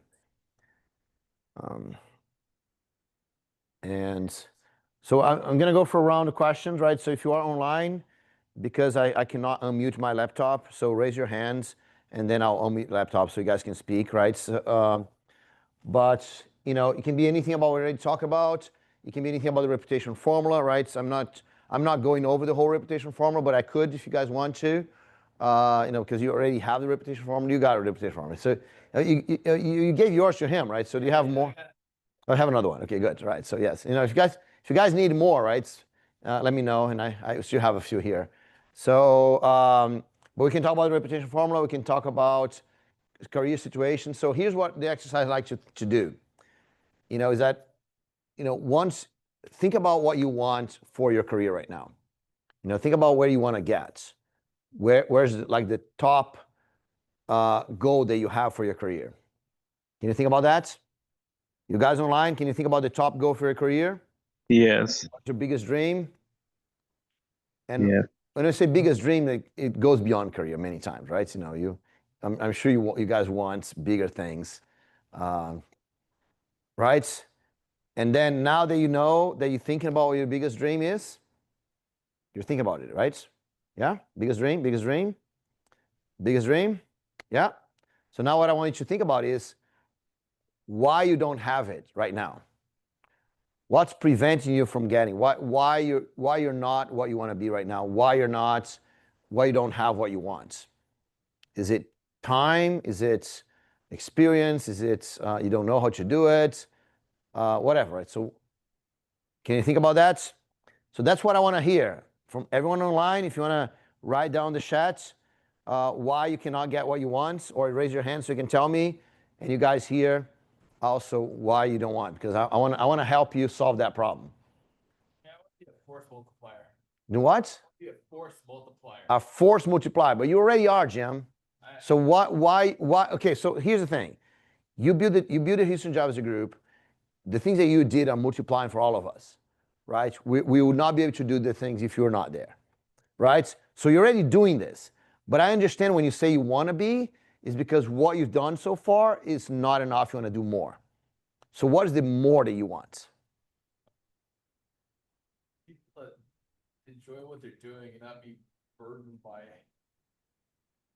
a mess. A mess? Code base. Oh, because you're talking about the overhauling code base, right? Okay, cool. So you want to, you know, so help other people succeed. oh, okay, that's better. That's good. Can I raise the top of mind problem here? Okay. Okay, so I want to help other people succeed. And again, you know, it's you helping me succeed, Tim. Right? Yeah. You know, I'm here because of you. You know, I've met Scott because of you, right? You know, I met Jim before I met Scott, right? So I start coming here to Houston because of Jim, right? So you're already helping others succeed. And you are a force multiplier because, you know, because I'm doing what I'm doing because of you, right? Because you brought me here to begin with, and I'm doing what, you know, I've been coming here many years because of you. Right now, because of that, both you and me, we helped Scott start doing it. So you're multiplying things, right? So you're already doing this. So what is more? Is there a number there? Is there a, you know, what's missing? What's what you haven't achieved yet? Yeah, I mean, I'd love to be able to work on refactors full time. That'd be a dream. Oh, cool. Okay. Actually, I think the other panel's better. Oh, okay. Yeah, that one. You said yourself, nobody buys software tools. So No, this is two problems. Okay, so I love that. So work on refactor first full time. Okay, this is awesome. Really, I love this thing here. And then the second one, you said no one buys, you said that. no one buys, you know, software tools. Some people, Yes. some people do. I mean, No. if they get away from free, thankfully, one person is paying me anyway. Right. No, we're going to talk about what people buy, right? So what actually people buy? Yeah, That's very common now, very popular. So Yeah. Yeah, and I'll say people don't buy SaaS service either. I see it more often. Well, I'll that's because I know what Jim is telling me here, so I'm going to tell what I mean by this phrase. True. Because I said it, right? And so that phrase would also say people don't buy SaaS service either, right? Buy relation. That's good. That's a better one. But how about you? How's your company doing? Okay. So actually, because of Jim and Bruno, I started a community 3 years ago. Taking off. Yeah, it's probably the largest community in Houston now. Really? Cool. Non-tech community well, technical community in Houston. That's like in terms of numbers and how often we meet. That's awesome. So it's, you know, related to side projects, and it could be technical or non-technical. Yeah, exactly. Yeah. That's me. Yeah. It's because of Jim, actually. Jim invited me to Bruno's session here. And I was like, how do I get more involved in the community? And Bruno was like, start your own. I was like, oh, okay. Jim shares it, Putin shares it. What's the lady's name that's social media lady? Is it Katie? Christina? Maybe it's Christina. She works for Improvement. Yeah. She does all the social events. Anyway. Yeah. Oh, good. Yeah, good, Scott. Good idea, Scott. Yeah. Yeah, you have to hold it, and the small part points towards you. There's two little balls. Yeah, the two little balls. The smaller ones point towards you. Okay, got it. So I just hold it? Yeah, just hold it. Yes. Yeah, so it's going pretty well. I've Recently at work here at Improving, been promoted to a lead role. And so it's gone from individual contributor to more of just, you know, I'm not even coding anymore. I'm just overseeing other people that are coding at my client. So it's been a shift for me, because now I used to measure productivity in terms of PRs and how much code I'm putting out every day. And every day now I'm in meetings for 8 hours a day, and I'm telling other people what to work on. it's an adjustment. I feel like I didn't do anything. Right. So I'm trying to adjust there, work on more of the leadership skills rather than just, getting code knocked out. But yeah, things Yeah. are So Improve is doing, your work at Improve is doing well, right? yes. But I may have made a mistake, but you're trying to build your own company too, because you had the side project Society, and then that's the community you're saying that is going very well. For me, they go hand in hand. Right. But There's a lot- then I think you wanted to build your own company too, right? Yeah, So- exactly. So I'm doing that now. that good? Is that doing well too? Yeah, it's doing well. I'm focusing on building the community first. Okay. Around this community, building this platform for people to share the projects that they're working on. And so your company's going to be around the community too? Yeah, exactly. Awesome. Exactly. That's a great idea. Okay. Try to be as connected as possible. Yes, perfect. Yes, one thing, make the whole thing move. Exactly. Okay, so now what's the biggest challenge? Time. Time. Yeah, spread. Yes, I've got that question a lot, right? So time. So what exactly in terms of time? Well, time and energy. Right, because work when it picks up, I'm tired at the end of the day. I go to sleep late because I think I got to stay up to do a little bit more. End up just watching TV, and then before you know it, the cycle repeats itself. Weekends are busy with family events, hanging out with friends. I can't do it all Right. at the same time. So struggling to balance everything out. Okay. Yeah. Yeah. All right. Good. Family, right? Do you actually have a family? Like, do you have kids like Jim and us? No kids. That'd be even worse. Right. Yes. My family is very close, though. We meet every week. Okay. Cool. Yeah. Okay. Just trying to understand. Okay. Exactly. Yeah. Perfect. All right. Cool. Yes. Time is always a problem, guys. So let's talk a little bit about time. And notice that time and energy. Let's say commitments. Yeah. There you go. Family is not a problem. No, it's not a problem. It's just trying to, yes. But my point is that he said time and energy, and then he says, I want to stay a little later to do something, and then I will watch TV. Yeah, exactly. Right? It's like, yeah, so no, there is time for watch TV, right? So somehow, right? So yeah, okay, good. So what's your big challenge, man? So there's a microphone right there. Yeah, just hold the small part towards you. Okay. Don't put so close because it's, yeah, yes. For me, I'll start with a selfish one. I just got into Houston. Still looking out for a job, and it's it gets confusing. Right. I don't know if it's an ATS thing. I really don't know what's going on, because I know technology is universal, and I'm not getting the calls. Yeah. Not getting calls? Yeah. Oh man, okay, good. Okay. All right, so and how many years of career do you have? About 17. 17 years of career. Yeah. All right. So where are you coming from? You said you just arrived in Houston. Nigeria. Oh, you just came from Nigeria? Yeah, some months ago. Yeah. Oh, cool. Okay. Yeah. Not getting calls, but you already live in the U.S., right? So you have a visa and everything, right? I have everything. Okay. Good. Okay. All right. Not getting calls. 17 years of career. Okay. Awesome. Yes. Then second problem is oh, you have more than one. That's good. Okay. I love that. I have been trying to build a startup, and I started in Nigeria, but I got distracted because I didn't have funding. I was using my own personal funds, so I was doing more of consulting, come back and build. And the pull on the other side was very much. I've not been able to come back to my main goal. Okay, so what is your main goal? Build your own startup? Yeah. But do you want to do a consulting business? No, something else. No, consulting business was just to stand in the gap. Oh, okay. Yeah. Okay, build my startup. So what's the problem with the startup? Why are you not doing it? No, because I was building most of it myself, the back end myself, and oh, I see. So I'm building it. All right. That's the problem right here. Yeah. Okay. All right. Yeah. Good. Who else? Thiago. Yes, I see there's some here. Anyone else here? I'm just going to go around. Yeah, I see some people online. Yeah. So Thiago's it for me, right? So I'm talking with you everything that you have to say. You know what I'm saying? Yeah, we're just gonna. Here, Scott. And I already know you already said your problem, but let's hear what else you have. But go ahead. I don't know, maybe experience, maybe translating those. So first of all, you had the thing that you're moving. So what you did before? You said you did customer service? No.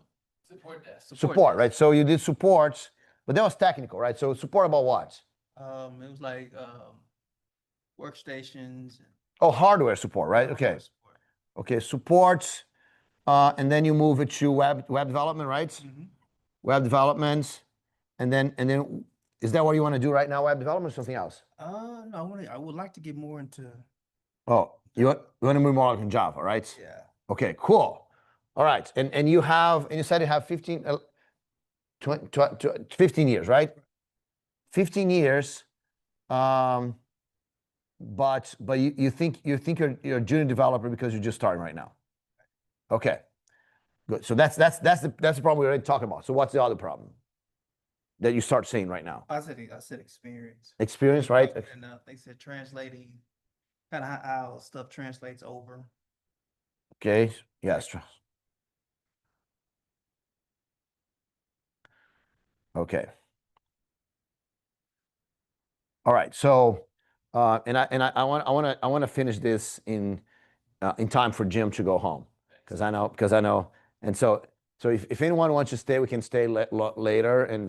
But I'll try to use 15 minutes and answer all the questions and then. Right. So yeah, we the idea is to finish at 5, so 15 more minutes. But I'm going to answer those questions really quick, and then if anyone wants, we can just stay outside or go to a bar or something like that. Okay. Right. So here, so that's everyone here. So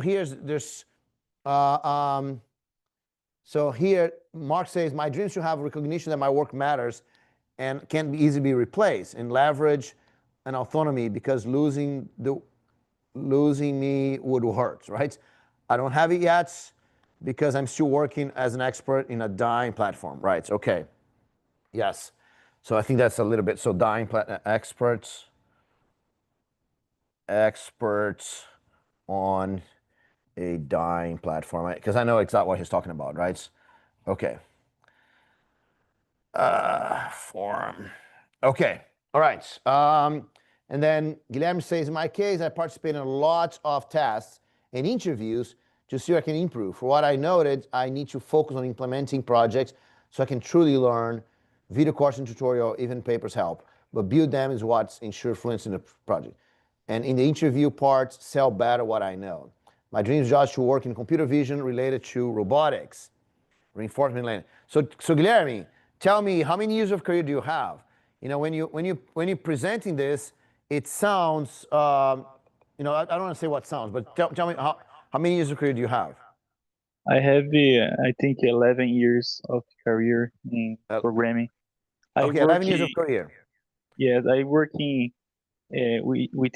artificial intelligence, but in my actual team, I'm not satisfied because I'm more maintaining the platform. Of course, we are evolving the platform too, but I don't think I'm improving enough working in this actual team.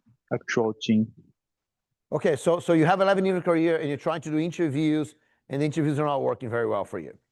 Yes, exactly. Okay, cool. All right, perfect. Thanks, man. Okay, so let me say here, 11 years, interviews. All right, okay, and want to work on computer vision. Okay. All right, so let's see if I can go really quick and answer all those questions here. So let me see here. So there's a few about, startup, right? So I'm gonna do the startup here, the work on a project, the startup, and then we can experience things over. Okay, so then I'm gonna leave the ones, let me see here, the ones, they're not getting calls, the support web is here, and the interviews here, right? I think I'm gonna move those later, and then let me check with the other ones first here. Okay, so first of all, let's go time first, because time is always a problem for everyone, right? So no one has time, no one has money. That's true for absolutely everyone. Doesn't matter your situation, everyone has this problem. Because everyone has this problem, the corollary is it's always a good excuse. right? Have to be intentional. Exactly. So a good example is what he said. I don't have time. I don't have energy. I want to do more things than go watch TV. So there's time to watch TV. So somehow TV got more important than the rest, right? And maybe because of energy, maybe because you're tired and so you don't want to think anymore. That's okay, right? I'm not saying that watching TV is bad. It's not bad, right? But the thing is, time, we have to understand that time is an excuse, right? So I see people changing their lives every single day by doing 5 minutes a day, right? So as long as you're moving, because most of the things in our careers that doesn't have a set timeline. You know, it doesn't really matter if you become, I mean, it matters a little bit, right? But you know, if you get a promotion, 6 months later than what you intended, it doesn't matter, right? You know, if it's 6 years later, that's a problem. But it's not in a few months later. So it's not about a lot of effort or anything like this. It's about keeping moving in the direction that you want, right? So my suggestion is that no matter what, you put at least 5 minutes a day in the things that you think are important, right? So you want to watch TV, that's okay, but then you can do 5 minutes and then you go watch TV, right? Because the biggest problem is, the problem that we have, it's an attention problem. Human beings, we are attention, how to say? We only see things when we focus. That's biology, right? Our eyes, we have, I don't know the exact details, but we have such a tiny focus, right? Just the attention span. No, it's not short attention span. No, I'm talking about the focus. Your eyes. You know, you look at this whole room here. If you're looking to the front here, you can see the whole room, but nothing is focused. The capacity of focus is tiny. You have to see anything, you have to focus on it, right? If I want to see this pen, I have to focus on the pen, and everything else is unfocused. And if I have to look at my finger right here, I have to focus on my finger, and the pen I cannot see anymore. We are focus creatures. We only see what we focus, right? Biologically speaking. That means if we don't focus at least 5 minutes a day, we don't see it. Right? So it's not about the amount of time that you put. It's about being focused on it every single day. Right? So don't worry too much about I have to put lots of time in it. You don't. You don't have to put lots of time in it. You have to focus on a little bit every day. Okay? Make sense? Right? And so this is important. And then when you focus on it every day, what happens is that you turn your day job into so for example, let's say, you're building communities or you're building a company, right? And if you on your day job, you can see connections, you can see possibilities. I mean, you're right in the middle of your day, and then because you're thinking about communities, you say, oh man, this here that just happened, it's a great thing for my community. And you can just kind of get that thing, you spend 5 minutes at your work, right? Write a little email and send to your community because, guys, I thought about you guys today. Here's an insight. That's it. You already did your 5 minutes a day for a community at your work. You don't have to go home and do it again. Make sense? Because if you're keeping focus, you see the value. Yeah, go ahead. Right. Thank you. Great stuff. Thank you. What is your process? Because I'm actually, as part of my company and what I'm trying to do, I'm trying to build a personal brand. Mm-hmm. So sort of like what you've done. Right. How do you do that? Like, does it take you just 5 minutes, or is this stuff that you've just written out before? Or like, does it come to you in the moment? Is it 5 minutes a day? Just curious. Well, if you there's two different things, right? If you're doing at least 5 minutes a day, you're focused on the process and not on the result, right? So I tell my so for example, when I started writing every day, I was doing 5 minutes a day because my focus was to build the process, right? And so today, because I write an email every single day, there's a result there that I want every single day. So some days I can do it quickly. So today, for example, the email I sent today, maybe some of the guys are online because they saw my email. It was a 5 minutes email. It was less than 5 minutes, right? I sat with Scott and just kind of 2 minutes I wrote that email. It's very short, and the whole thing for today is this call and not the email, right? But I did send one email today. If I don't send any other today, it's okay. And that just took 2 minutes, right? But there are some emails that take way longer than that, right? Because I'm focused on the result. I need that result every single day.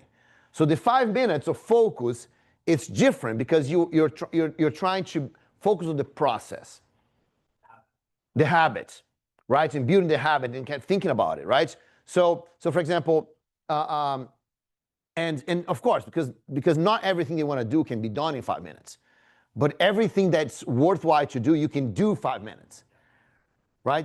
You see the difference there, right? So I don't suggest that you focus on the result. I focus on the result because I spend a lot of time doing 5 minutes until I got the habit of writing, until I overcome my fear of writing, right? Because in the past, I would take a whole week and just to sit down to write because I didn't have the courage to do it, right? Today, it's easier for me.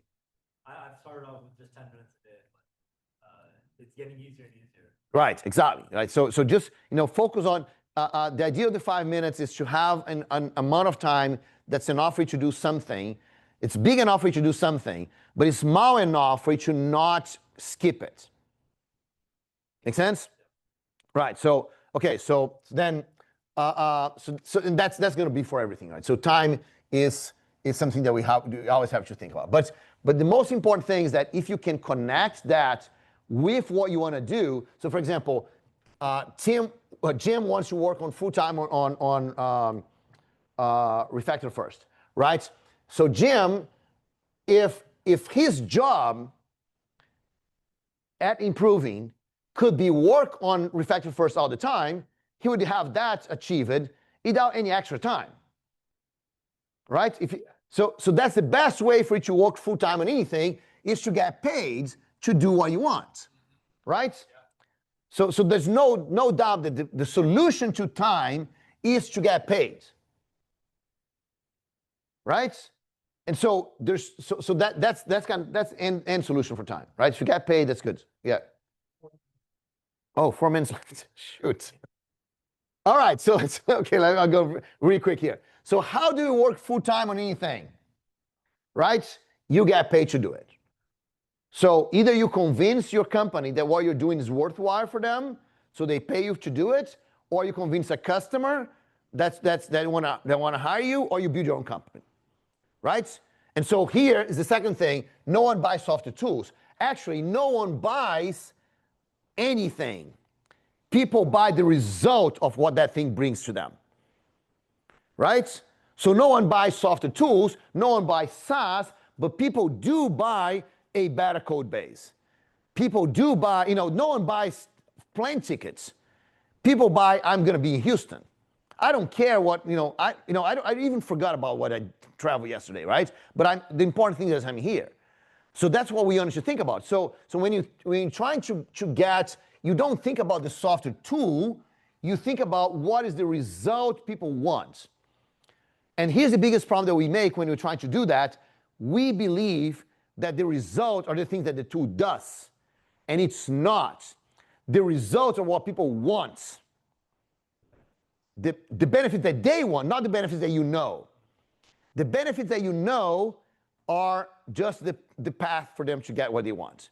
Make sense? So you have to understand what they really want to do that. Okay, so I said here, build my startup, right? So the biggest mistake you're making, you're building it.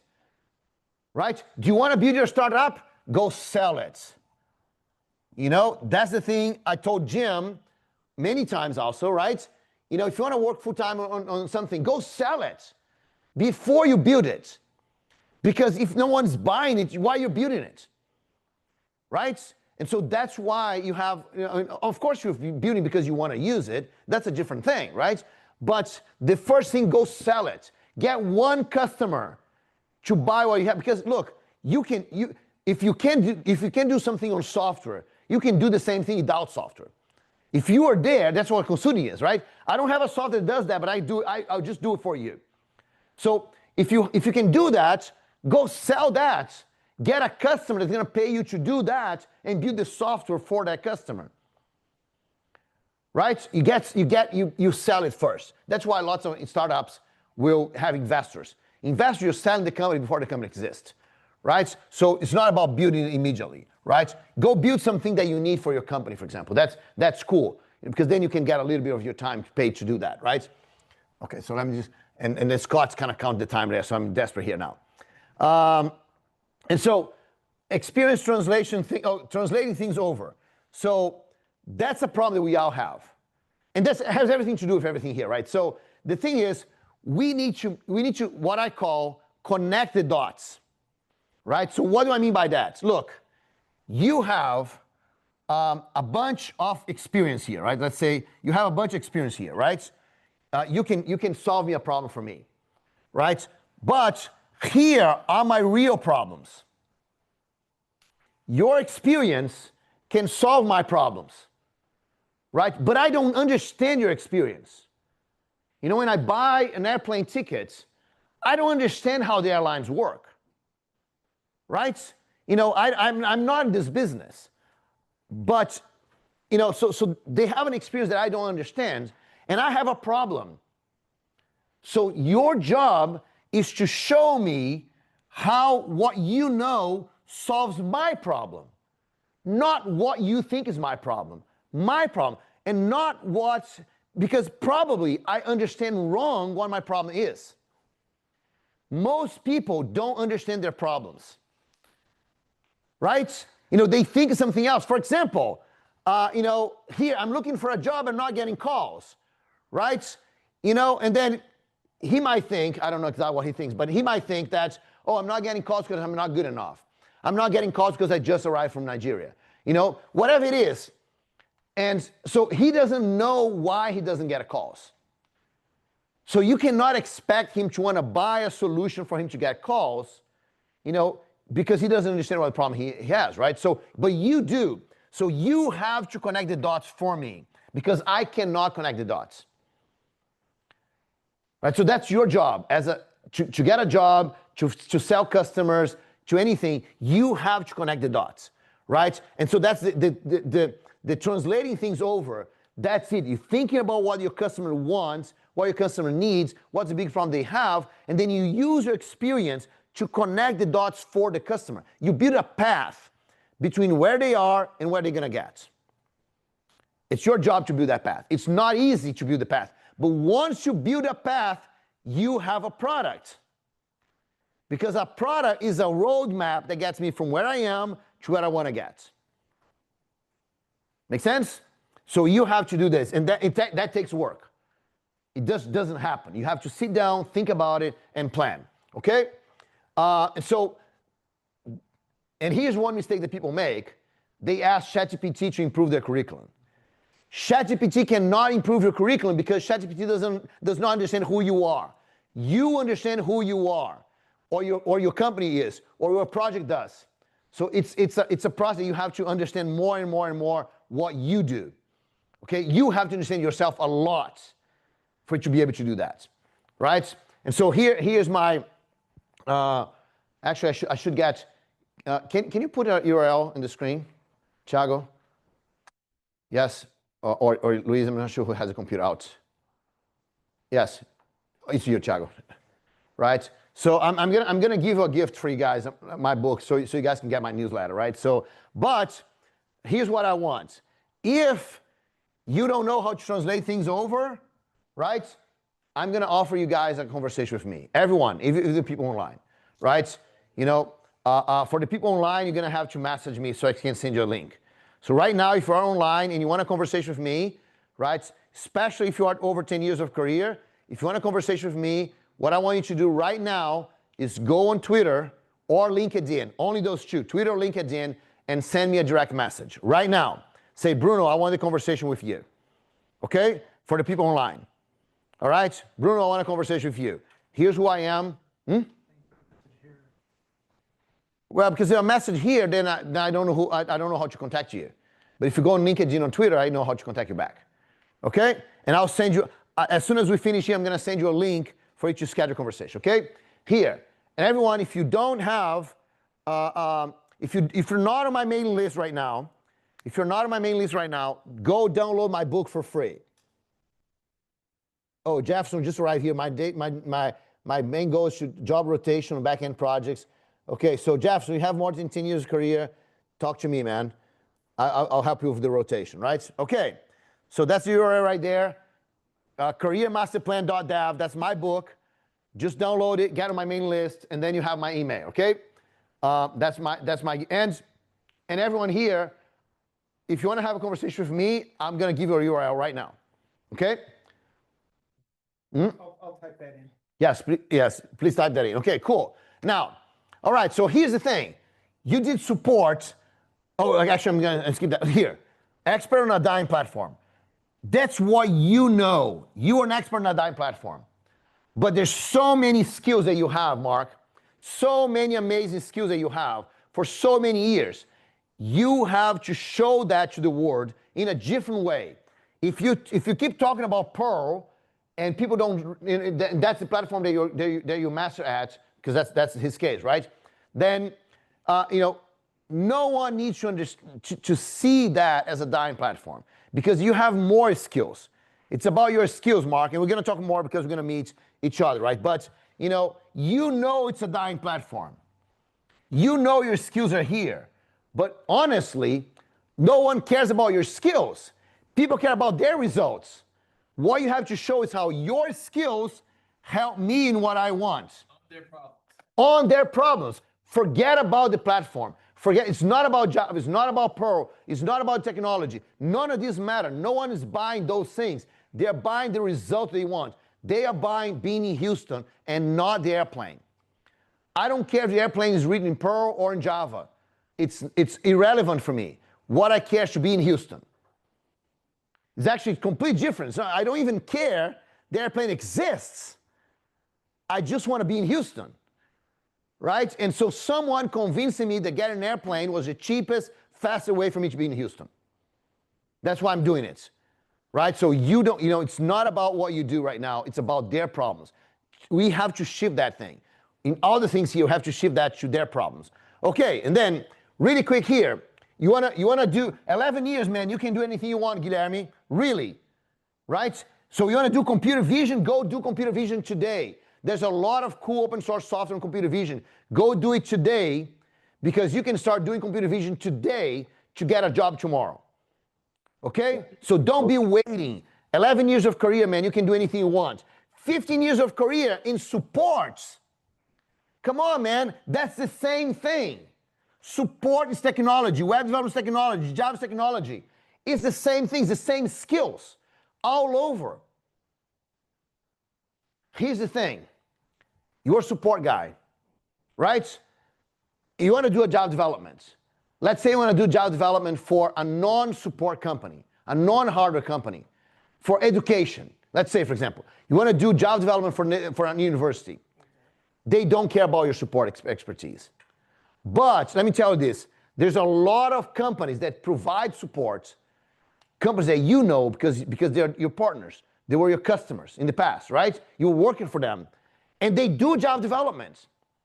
So they want a Java developer that understands support. So if you get a company that wants to do Java development that understands support, you have 15 years of career. If you go in a company that doesn't care about support, you only have 5 months of career. Make sense? So go find that company that already wants you, okay? And then looking for a job, not getting calls. Look, here there's no way. You gotta share. You gotta be visible. You gotta build your visibility. If you're visible, companies want you, okay? And then again, go take a look at your experience. What you've done for 17 years in Nigeria. You know, what you have done there that's important here. And go talk about that. You know, go talk about about those things, because you have to be visible on what you want. Okay? I think I answered all the questions.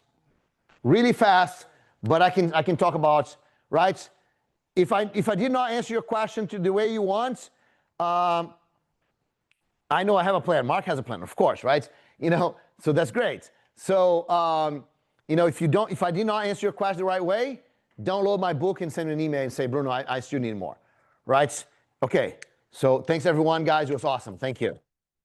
Thank you. Thank you. Thank you so much. Thanks a lot, Jim. Thanks a lot, Scott. Thanks everyone here for showing up. You guys are awesome. Thank you.